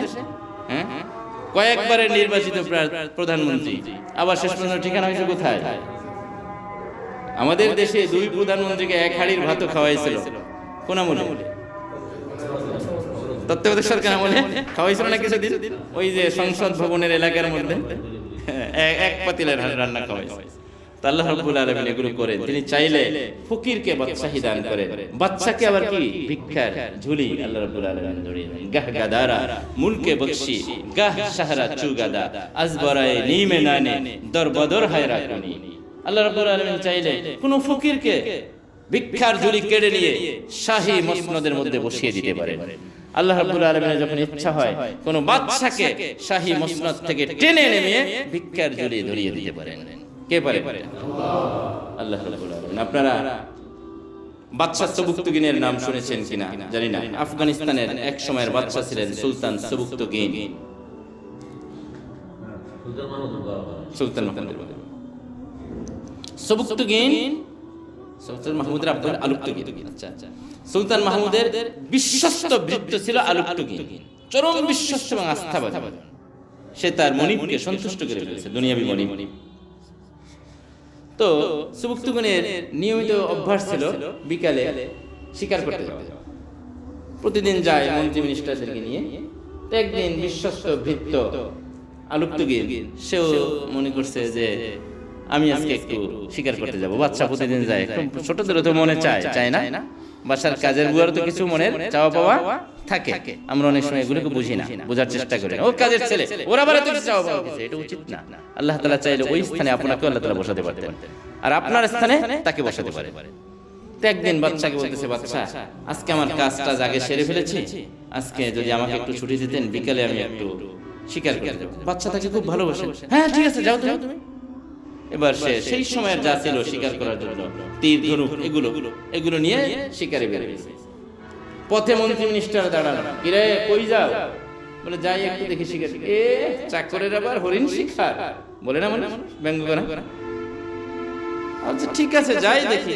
কেউ বলতেছে যদি খালি হাতে আসে তাহলে খবর আছে। বলে যাই, আল্লাহ যদি নসিবে রাখে তাহলে হবে, না হয়তো কিছু করার নাই। ওই লম্বা সময় জঙ্গলের মধ্যে শিকার করার পরে পায় নাই, অনেক কষ্টে ব্যর্থ হইয়া বিফল হইয়া মন ভাঙা নিয়ে ফেরত আসতেছে রাজদরবার দিকে। মনটা খারাপ, কারণ এখন তো টিটকারি ঠিক আছে উপহাস এগুলো শুনতে হবে। সবাই বলবে কই হরিণ কই, কি করব। হঠাৎ করে আসার পথে দেখতেছে 2-3টা বাচ্চা সহ একটা মা হরিণ রাস্তার পাশে দাঁড়ানো। এই বাচ্চাগুলো একদম নতুন, 1-2 দিন আগে হয়তো ডেলিভারি হয়েছে, দুধ খাচ্ছে। সে চিন্তা করছে একদম খালি হাতে গেলে তো উপহাস শুনতে হবে, এইটা ধরে নিয়ে পিছনে যায়, হরিণটার গলায় রশি লাগে, গলার পিছনে টানতেছে ঠিক, কিন্তু বাচ্চাগুলো ওখানে চিৎকার করে মরতে যাচ্ছে। নতুন বাচ্চা, দুধের মুখাপেক্ষী, আর হরিণটাও বারবার পিছনের দিকে তাকাচ্ছে। এখন তার দিলের মধ্যে একটু মায়ার সঞ্চার ঘটে। আহা, এখন যদি আমি এটাকে ছেড়ে দিয়ে যাই তাহলে আমাকে উপহাসের সম্মুখীন হওয়া লাগবে, আর যদি নিয়ে যাই তাহলে বাচ্চাগুলো কষ্ট পাবে। যা হয় কপালে, আমি গোলাম মানুষ, বৃত্ত মানুষ, চাকর মানুষ, আমারও উপহাসে ইজ্জত বা যাই বাকি, ইজ্জত তো নাই, থাকবে কি, যাবে কি, তবু আমি জীবে দয়া একটু করি। একথা বলে সে হরিণটাকে ছেড়ে দেয়। হরিণটাকে ছেড়ে দেওয়ার পরে বাচ্চাগুলো দৌড় দেয় মায়ের দিকে, মাও দৌড় দেয় কার দিকে? বাচ্চা দিকে। বাচ্চা মায়ের যখন সম্মিলন এক জায়গায় হয়ে যায়, বাচ্চারা কি খুশি হয়েছিল আর মা কি খুশি হয়েছিল এটা তো আল্লাহ তাআলা ছাড়া কেউ জানে না। কিন্তু আলুকতুগিন দৃশ্য দেখতেছিল, হরিণটা আকাশের দিকে মুখ তুলে যেন আল্লাহকে কিছু একটা বলতেছে। কি বলছে সেটা সে বুঝে নাই, তার ভাষা বোঝার যোগ্যতা নাই, ওই কানও নাই। বিকালে চলে আসছে বাসায়, গভর্নর হাউসে সবাই তাকে স্বাভাবিকভাবে যে উপহাস করার এটা তাকে দিয়েছে। কই বলে একটা পাইছে, ধারি ফাইজলামির আর জায়গা পাও না, মানুষ মোটে পায় না, তুমি পাইছো আবার ছেড়ে দিয়ে আসছো। কত ধরনের ব্যঙ্গোক্তি তাকে করছে। মনটা খুব ভাঙা, ইসরে গেলাম বিভাগে, যাওয়ার পর এত কথাই বা শুনতে হলো কেন। রাত্রে ঘুমিয়ে গেছে, মনটা খুব ভাঙা মন নিয়ে রাত্রে ঘুমিয়েছে। ঘুমের মধ্যে স্বপ্ন দেখে জ্যোতির্ময় এক মহাপুরুষ তার কামরার মধ্যে প্রবেশ করছে। তার আলোক আভায় তার গোটা অন্ধকার কুঠরিটা যেন একেবারে উজ্জ্বল হয়ে গেছে। ঘুমের মধ্যে সে বলতেছে, আলুকতুগিন আমাকে চিনতে পেরেছ? বলে না। বলে আমি তোমার প্রিয় নবী মুহাম্মদ রাসূলুল্লাহ সাল্লাল্লাহু আলাইহি ওয়াসাল্লাম। আমি একটা সুসংবাদ নিয়ে এসেছি তোমার কাছে। কি? তুমি কি আজকে একটা হরিণের প্রতি ভাবে দয়া করছিলে মনে আছে? বলে জি হুজুর। হরিণটা আকাশের দিকে মুখ তুলে কিছু বলেছিল দেখেছো? বলে জি হুজুর। বলে সে তো আল্লাহর কাছে একটা দোয়া করে ফেলেছে। সে দোয়া করেছে, আল্লাহ আফগানিস্তানের ভবিষ্যৎ প্রেসিডেন্ট হিসেবে যেন এই লোকটাকে বানাই দেয়। আল্লাহ তাআলা নিরীহ প্রাণীর দোয়াটা তোমার ক্ষেত্রে কবুল করে ফেলেছে। আমি তোমাকে সুসংবাদ দিতে আসছি, বাদশা সবুকতুগুনের ইন্তেকালের পরে আল্লাহ রাব্বুল আলামিনের দফতরে তার খাতার মধ্যে পরবর্তী আফগানিস্তানের বাদশা হিসেবে তোমার নাম আল্লাহ সিলেক্ট করে দিয়েছেন। ঠিক বাদশা সবুকতুগুনের ইন্তেকালের পরে ঘটনাক্রমে যেহেতু একটা প্রাসঙ্গিক কথা, এই জন্য বিস্তারিত আমি যাচ্ছি না, ওই সময়ের লোকেরা তাকেই রাজ সিংহাসনের মধ্যে বসিয়ে দেয়। তারই ঔরসজাত সন্তান সুলতান মাহমুদ গজনবী রহমাতুল্লাহ আলাইহি ভারতের উপরে যিনি কতবার আক্রমণ করেছিলেন? 17 বার আক্রমণ করেছিলেন। এই যে একটা বৃত্ত থেকে বলে ধরে নিয়ে শাহী মসনদে কে বসিয়েছেন? আল্লাহ রাব্বুল আলামিন বসিয়েছেন। এটা তো ইতিহাস, চোখের সামনের ইতিহাসটা আমাদের সামনে এর চেয়ে বেশি স্পষ্ট। পুরো পৃথিবীর সুপার পাওয়ারের মালিক, কিন্তু এক নিরীহ সাংবাদিকের জুতার বাড়িও আল্লাহ রাব্বুল আলামিন খাওয়াইছেন। মুনতাজির আল জাইদির জুতার বাড়ি কোথায়, কোন দেশে? ইরাকে বসে। এইটা তো বইয়ের পাতায় দেখানোর দরকার নেই। এটা কি আমাদের ইতিহাস খুঁজতে কোনো বইয়ের পাতা দেখতে হবে? এর চেয়ে বড় দুর্দণ্ড প্রতাপশালী বাদশা যে নির্বাচনের আগে বলেছিল আমেরিকার মধ্যে কোনো মুসলমানদের প্রবেশাধিকার নেই, মুসলমানদেরকে মঙ্গল গ্রহে পাঠিয়ে দেব, পৃথিবীর মধ্যে তাদের বসবাসের কোনো অধিকার নেই। করুণ পরিণতি গোটা বিশ্ব দেখেছে। হোয়াইট হাউস থেকে তাকে নামতে হয়েছে কত লজ্জাজনক ভাবে, কত লাঞ্ছিত হয়ে। মুসলমানরা পৃথিবীতে আগেও ছিলেন, এখনো আছেন, কিয়ামত পর্যন্ত থাকবেন ইনশাআল্লাহ। কিন্তু সেই অহংকারী প্রতাপশালী, সেই দাম্ভিক, সেই স্বৈরশাসক কোথায়? হোয়াইট হাউসে আছে? নাই। এখন কোন হাউসের মধ্যে যে তার ভবিষ্যৎ পরিকল্পনা আছে আল্লাহ রাব্বুল আলামিনের ইলমের মধ্যে আল্লাহ তাআলাই ভালো জানেন। তো প্রিয় ভাই, রাজ ক্ষমতা এটা আল্লাহ রাব্বুল আলামিন দান করেন। আবার কারো থেকে যখন অসন্তুষ্ট হন অথবা পরীক্ষা করার জন্য ছিনিয়েও আল্লাহ রাব্বুল আলামিন নিতে পারেন। পরবর্তী আয়াতের মধ্যে আল্লাহ রাব্বুল আলামিন বলেন, আচ্ছা আয়াতের তরজমাটা নিন। আল্লাহ তাআলা বলেন, فلما ذهبوا به وأجمعوا أن يجعلوه في غيابة الجب। আল্লাহ তাআলা বলেন, তারা যখন সকলে ইউসুফকে নিয়ে গেল, ও আজমাউ, এবং সকলে সম্মিলিত সিদ্ধান্ত নিল, ইজমা হয়ে গেল, সর্বসম্মত সিদ্ধান্ত, আন ইয়াজআলুহু ফি গায়াবাতিল জুব, তাকে নিক্ষেপ করবে গহীন অন্ধকারাচ্ছন্ন কূপের ভিতরে।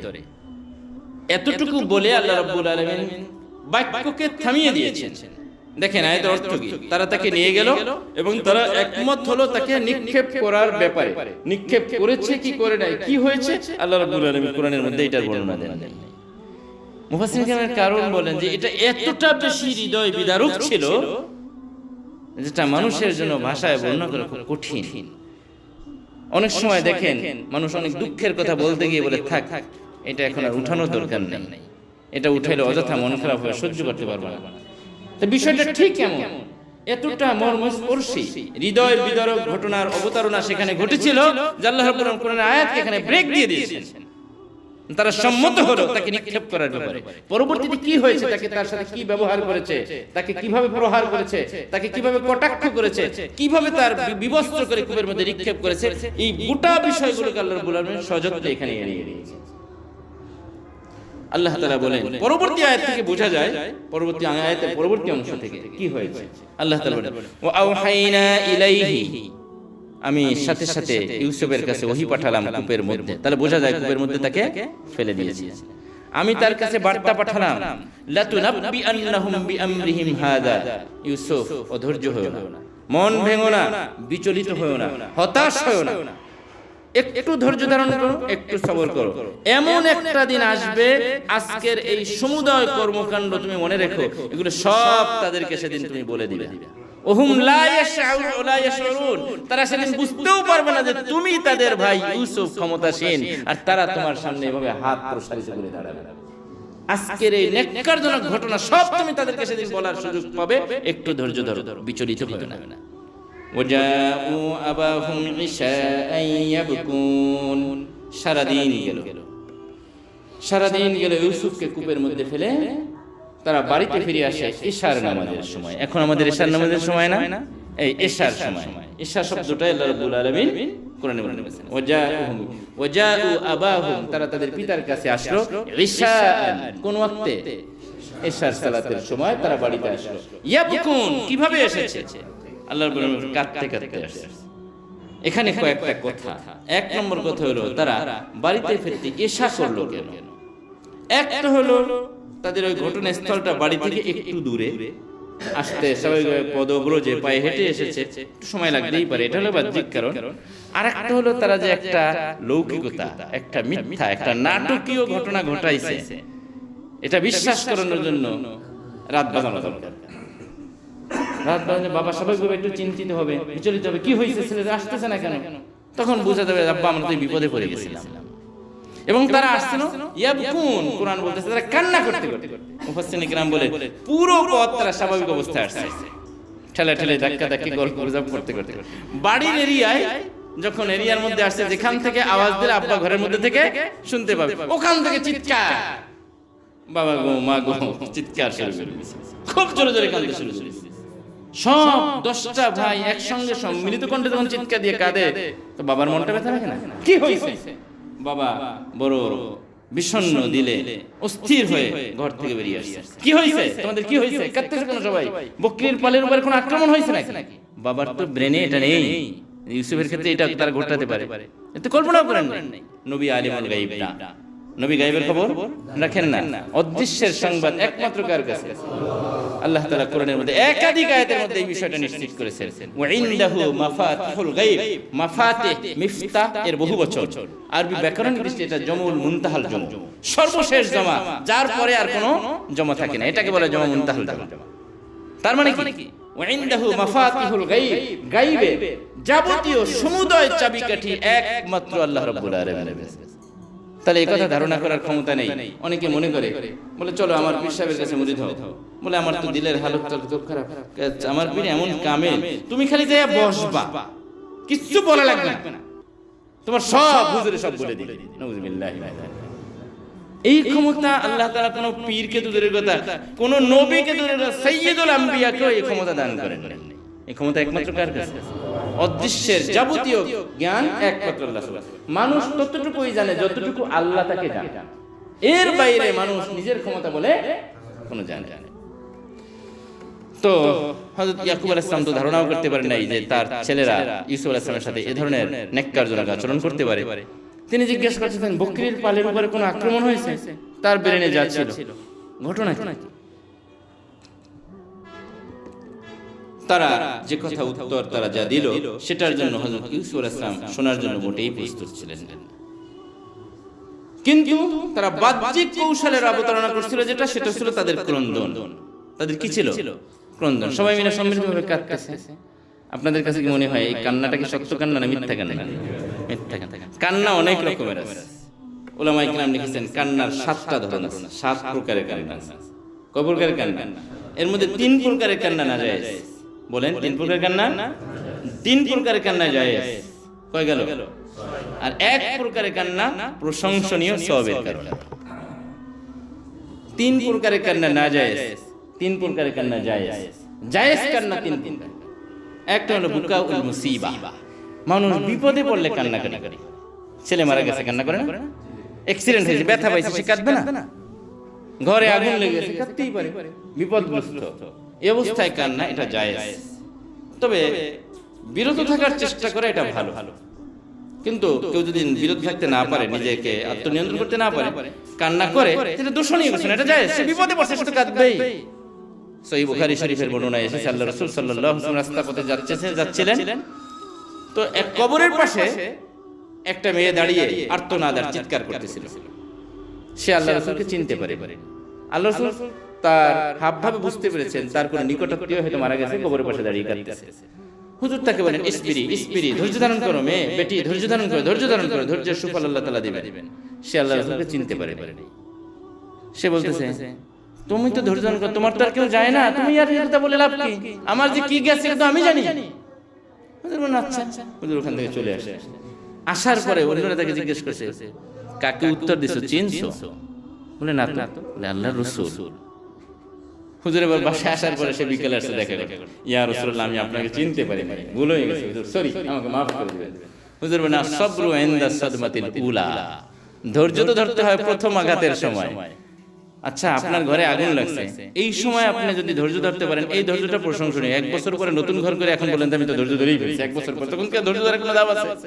বাবা মারা গেছে আগে, আপনি যদি আজকে ধৈর্য ধারণ করতে পারেন, এটা প্রশংসনীয়। 3-4 দিন পর তো সবাই কান্না এমনি বন্ধ করে দেয়।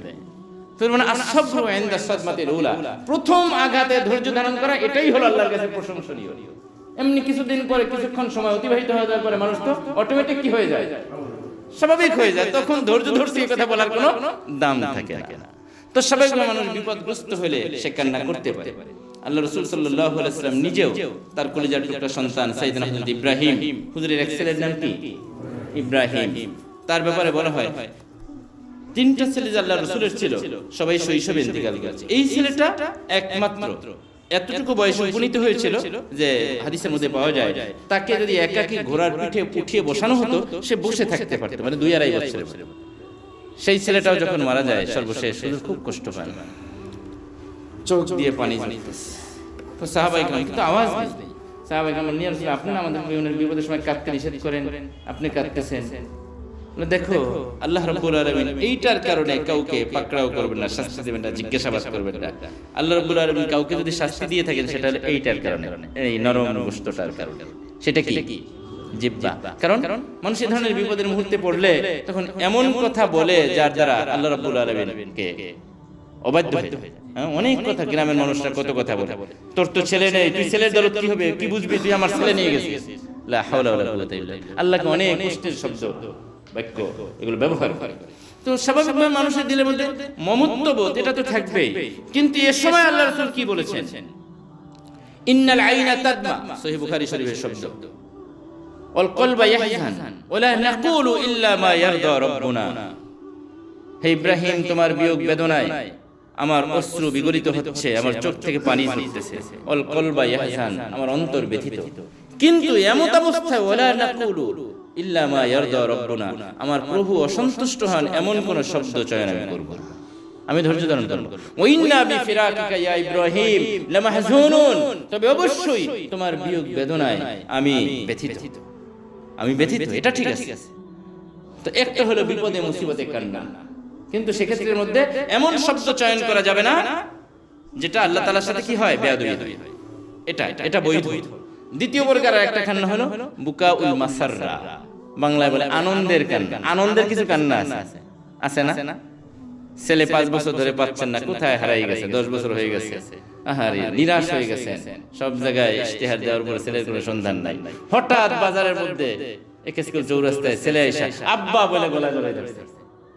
এই সময়ের স্মৃতিটা কেমন হয়? বাবা কেঁদে দেয় না, বাপ ছেলে কাঁদে। অথবা বিদেশ থেকে আসছে এয়ারপোর্টে মাকে জড়াই ধরে কাঁদে। এই কান্নাটা কি বিপদের কান্না?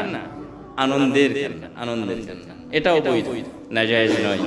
3 নম্বর আরেকটা কান্না আছে বুকাউর রুইয়া, এটা হলো দেখে দেখে কান্না। দেখবেন একজনে কাঁদতেছে, দেখে দেখে আমার কান্না এসে গেছে, এমন হয় না? এমন হয়।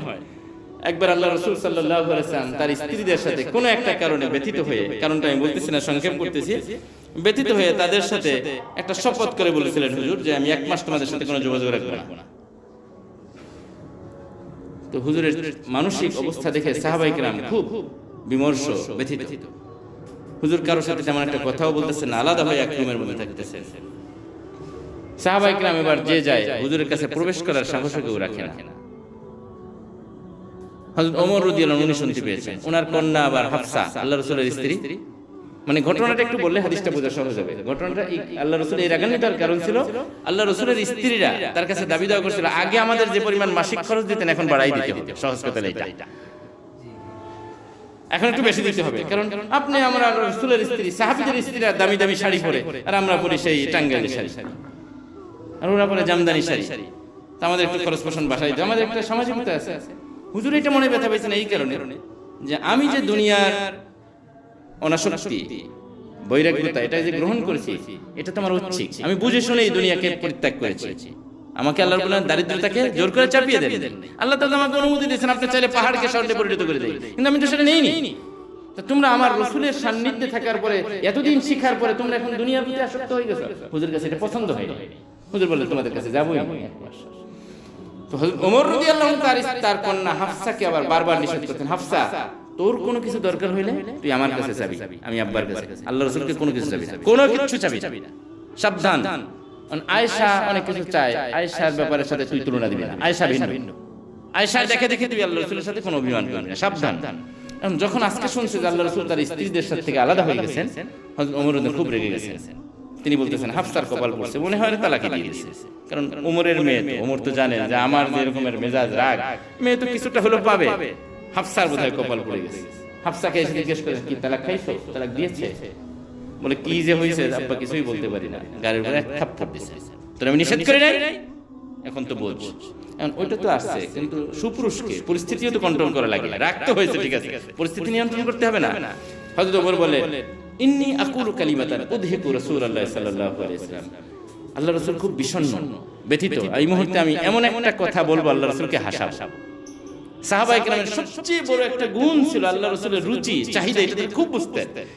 কখন হুজুরকে খুশি রাখা যায় এই চেষ্টা তারা করতেন। এখন দরজার পাশে আয়েশা দাঁড়াইছেন, এক সাহাবী বসা। হযরত ওমর বললেন, আল্লাহ রাসূলকে বলো ওমর আসছে, অনুমতি চাচ্ছে, ঢুকবো কিনা। সে কয়েকবার হযরত রাসূলের কাছে বলছে, হুজুর ওমর আসছে, আসবে? আল্লাহ রাসূল না হয় কিচ্ছু বলেন না, বলেন যে বলতেছি কিন্তু কোনো সাড়াই তো আসতেছে না। হুজুর তো বিষণ্ণ, চিন্তিত। হযরত ওমর দেখলেন যে থাক তাহলে আজকে ঢুকেই যাই। এসে আল্লাহ রাসূলের সামনে বসলেন। বসার পরে বলতেছেন, ইয়া রাসূলুল্লাহ, বিনতে খারেজা, মানে আমার স্ত্রী, হযরত ওমরের স্ত্রী, খারেজার মেয়ে। ওই যে বলে না শাশুড়ির মেয়ে, শাশুড়ির মেয়ে। শাশুড়ির মেয়ে মানে কি? স্ত্রী। আমার শাশুড়ির মেয়ে যদি, আমার শাশুড়ির মেয়ে যদি আমার কাছে এমন কিছু দাবি করে, চায় যেটা আমি দিতে পারি না, আমি কি ঘাড়ের উপর একটা লাগাই দেব? হুজুর হেসে দিলেন। হুজুর হেসে দিলেন। তার উদ্দেশ্য এইটাই ছিল, আল্লাহ রাসূলকে হাসানো। হুজুর হেসে দিলেন, বলেন যে দেখো এরা তো এইটাই করতেছে, তুমি যেটা বলছো না, আমার স্ত্রী এইটাই করতেছে। তো হযরত ওমর এই হাদিসের বর্ণনার মধ্যে বলেন, সহিহ বুখারী শরীফ 2য় খণ্ডের মধ্যে হাদিসটি এসেছে, বলেন আমি যখন আল্লাহর রাসূলের মজলিসের মধ্যে প্রবেশ করি তখন দেখি সবাই কাঁদে। হুজুরের পাশে যারা আছে সবাই কাঁদে। আমি খুঁটি খুঁটি জিজ্ঞেস করলাম, তুমি কাঁদো কেন? কই জানি না, সবাই কাঁদে, আমিও কাঁদি। সবাই কাঁদে, আমিও কাঁদি। দেখি যে আল্লাহর রাসূল কথা বলেন না, মলিন, ব্যথিত, এজন্য কাঁদে। সবাই কাঁদে দেখে আমিও কাঁদি। তো এটা হলো দেখা দেখি কান্না। কি কান্না এটা? কয় প্রকার কান্না গেল? একটা হলো বিপদের কান্না, আনন্দের কান্না, দেখা দেখি কান্না। এই 3 প্রকার কান্না যায়। এরপরে 3 প্রকার কান্না, এই 3 প্রকার কান্না হলো নাজায়েজ। 3 প্রকার কান্নাকে সংক্ষেপে বলি। একটা হলো মিথ্যা কান্না, যেটা কারা করতেছে, এই যে প্রসঙ্গ যেটার মধ্যে আমরা আছি ভাইয়েরা, এটা হলো মিথ্যা কান্না, এটা জায়েজ নেই, সংক্ষেপে বলি। আর একটা হলো বুকা ও রিয়া, লোক দেখানো কান্না। এমনি কিন্তু নামাজে কাঁদে না, যদি দেখে পাশে একজন ভালো নামাজ, এই রে নামাজের মধ্যে হিচকি ছুটে যাচ্ছে, এমনি তেলাওয়াতে তাকে কখনো কাঁদতে দেখা যায় না, কিন্তু পাশে একজন মানুষ আছে তাকে দেখানোর জন্য খুব হিচকি ছুটে যায়। আহা, আমাদের সালাফরা কি ছিলেন? ইমাম আহমদ বিন হাম্বল রাহমাতুল্লাহ আলাইহি এক মজলিসে ওয়াজ করতেছিলেন, জাহান্নামের ভয়, আল্লাহর ভয় সংক্রান্ত আলোচনা। ভয়ে নিজেই কেঁদে দিতেছেন, নাক দিয়ে চোখ দিয়ে সমানে পানি ঝরতেছে। সবাই দেখে ফেলছে যে হুজুর তো কাঁদতেছেন, রুমাল দিয়ে মুছতেছেন, আর বলতেছে ঠান্ডা লেগে গেছে, ঠান্ডা লেগে গেছে। অথচ তিনি কাঁদতেছেন আল্লাহর ভয়ে, আল্লাহর ভয়ে কাঁদতেছেন, সেটাকে লুকাচ্ছেন। আর আমরা কৃত্রিম কান্না করে মানুষকে দেখাই। এটা হলো বুকা ও রিয়া, মানুষকে দেখানোর কান্না, রিয়ার কান্না। কয় নম্বর গেল এটা? জি, 2 নম্বর। 3 নম্বর হলো বুকা উল খেদা, ধোঁকা দেওয়ার জন্য কান্না। অনেক ভিক্ষুক আসে, সারা পথে হেঁটে আসে ঠিকঠাক মতো, বাড়িতে এসে একেবারে বিকলাঙ্গ হয়ে উল্টা পাল্টা করে বিভিন্ন ধরনের এই সেই, বাড়িতে এই বিপদ সেই বিপদ, ঘর আগুনে পড়ে গেছে, মাটিতে, তারপরে কি বলে পদ্মায় ভাঙনে তার ঘর ভেঙে গেছে, বহুত ধরনের লৌকিক ধোঁকার কান্না। এই 3 প্রকারের কান্না নাজায়েজ। নাজায়েজ কান্না ধরন কয়টা? মিথ্যা কান্না, রিয়ার কান্না, লোক দেখানো কান্না, ধোঁকার কান্না। কয় গেল? 3 3 6। 7ম নম্বরে কান্না, এটা হলো প্রশংসনীয় কান্না এবং সওয়াবের কান্না। সেটা হলো আল বুকা মিন খাশিয়াতিল্লাহ, আল্লাহর ভয় কান্না, আল্লাহর ভয় কান্না। হাদিসের মধ্যে আল্লাহ রাসূল সাল্লাল্লাহু আলাইহি ওয়াসাল্লাম, মান বাকা লিল্লাহি খাশিয়াতান হারামাল্লাহু তিলকাল আইনা আলা নার, যে আল্লাহর ভয়ে নীরবে নিভৃতে আল্লাহর ভয়ে কেঁদেছে, আল্লাহ রাব্বুল আলামিন ওই চক্ষুর জন্য জাহান্নামের আগুনকে হারাম করে দিয়েছে। তিরমিজি শরীফের অপর বর্ণনার মধ্যে এসেছে, কোন ব্যক্তির দিল শক্ত হয়ে গেছে, কান্না আসে না, কিন্তু আল্লাহর ভয়ে, জাহান্নামের ভয়ে বহুত কষ্ট করে চোখের এই কোটরে 1 ফোঁটার মতো পানি আসছে, বহুত কষ্ট করার পরে। এই পানিটাও এই পর্যন্ত আসে না, এই গালের অর্ধেক পর্যন্ত আসার পরেই শুকিয়ে যায়। মিসলা রাসিল যুবাব, হাদিসের মধ্যে আছে মাছির মাথা পরিমাণ। মাছির মাথাটা তো এতটুকু একটা ফোঁটা, এতটুকু ফোঁটা যদি কেউ আল্লাহর ভয়ে, জাহান্নামের ভয়ে চোখের পানি ফেলে, আল্লাহ রাব্বুল আলামিন তাকে, তার জন্য জাহান্নামে যাওয়াটা কেমন অসম্ভব, আল্লাহ রাসূল বলেন গাভীর স্তন থেকে দুধ দোহানোর পরে বের করার পরে ওই দুধ আবার স্তনের মধ্যে প্রবেশ করানো ঢুকানো যেমনটা অসম্ভব, এই ব্যক্তিকে জাহান্নামের মধ্যে জ্বালানো সেই রকম অসম্ভব। সহিহ বুখারী শরীফের হাদিসের মধ্যে এসেছে, সাবাতুন ইউযিল্লুহুম ইয়াওমা লা যিল্লা ইল্লা যিল্লুহ। আল্লাহ রাব্বুল আলামিন আরশ ছাড়া হাসরের ময়দানে কোনো ছায়া থাকবে না। ওই সময় 7 শ্রেণীর লোক আল্লাহর আরশের নিচে ছায়া পাবে। এর মধ্যে এক প্রকার হলো ও রাজুলুন বাকাত মিন খাশিয়াতিল্লাহ ও রাজুলুন যাকারাল্লাহ খালিয়ান ফাফাযাত আইনা। আল্লাহ রাসূল বলেন যে নিভৃতে নীরবে নির্জনে, মানুষকে দেখানোর জন্য নয়, একাকী আল্লাহর কথা স্মরণ করে জাহান্নামের ভয়ে কাঁদছে, ফাফাযাত আইনা, আর তার দুই চক্ষু অশ্রু বিগলিত হয়েছে, অশ্রু সজল হয়েছে। আল্লাহ রাব্বুল হাসরের ময়দানে আরশের ছায়াতলে তাকে স্থান দান করবেন। এই প্রকারের কান্না হলো প্রশংসিত। আল্লাহ রাসূল বলেছেন কোন হাদিসের মধ্যে, ইবকু, তোমরা কান্না করো আল্লাহর ভয়ে, কান্না না আসলে কমপক্ষে ফাতাবাকু, কান্নার ভান করো আল্লাহর কাছে। এইটা কান্নাটা, আল্লাহর ভয়ে কান্নাটা এত বেশি প্রিয়, সঠিক কান্না না আসলে কান্নার ভান করা, এটা হলো অনেক পছন্দ। এই প্রকারের কান্নাটা হলো প্রশংসিত এবং সওয়াবের কান্না। আল্লাহ রাব্বুল আলামিন আমাদেরকে এই প্রকারের কান্না আমাদেরকে অর্জন করার তৌফিক দান করেন।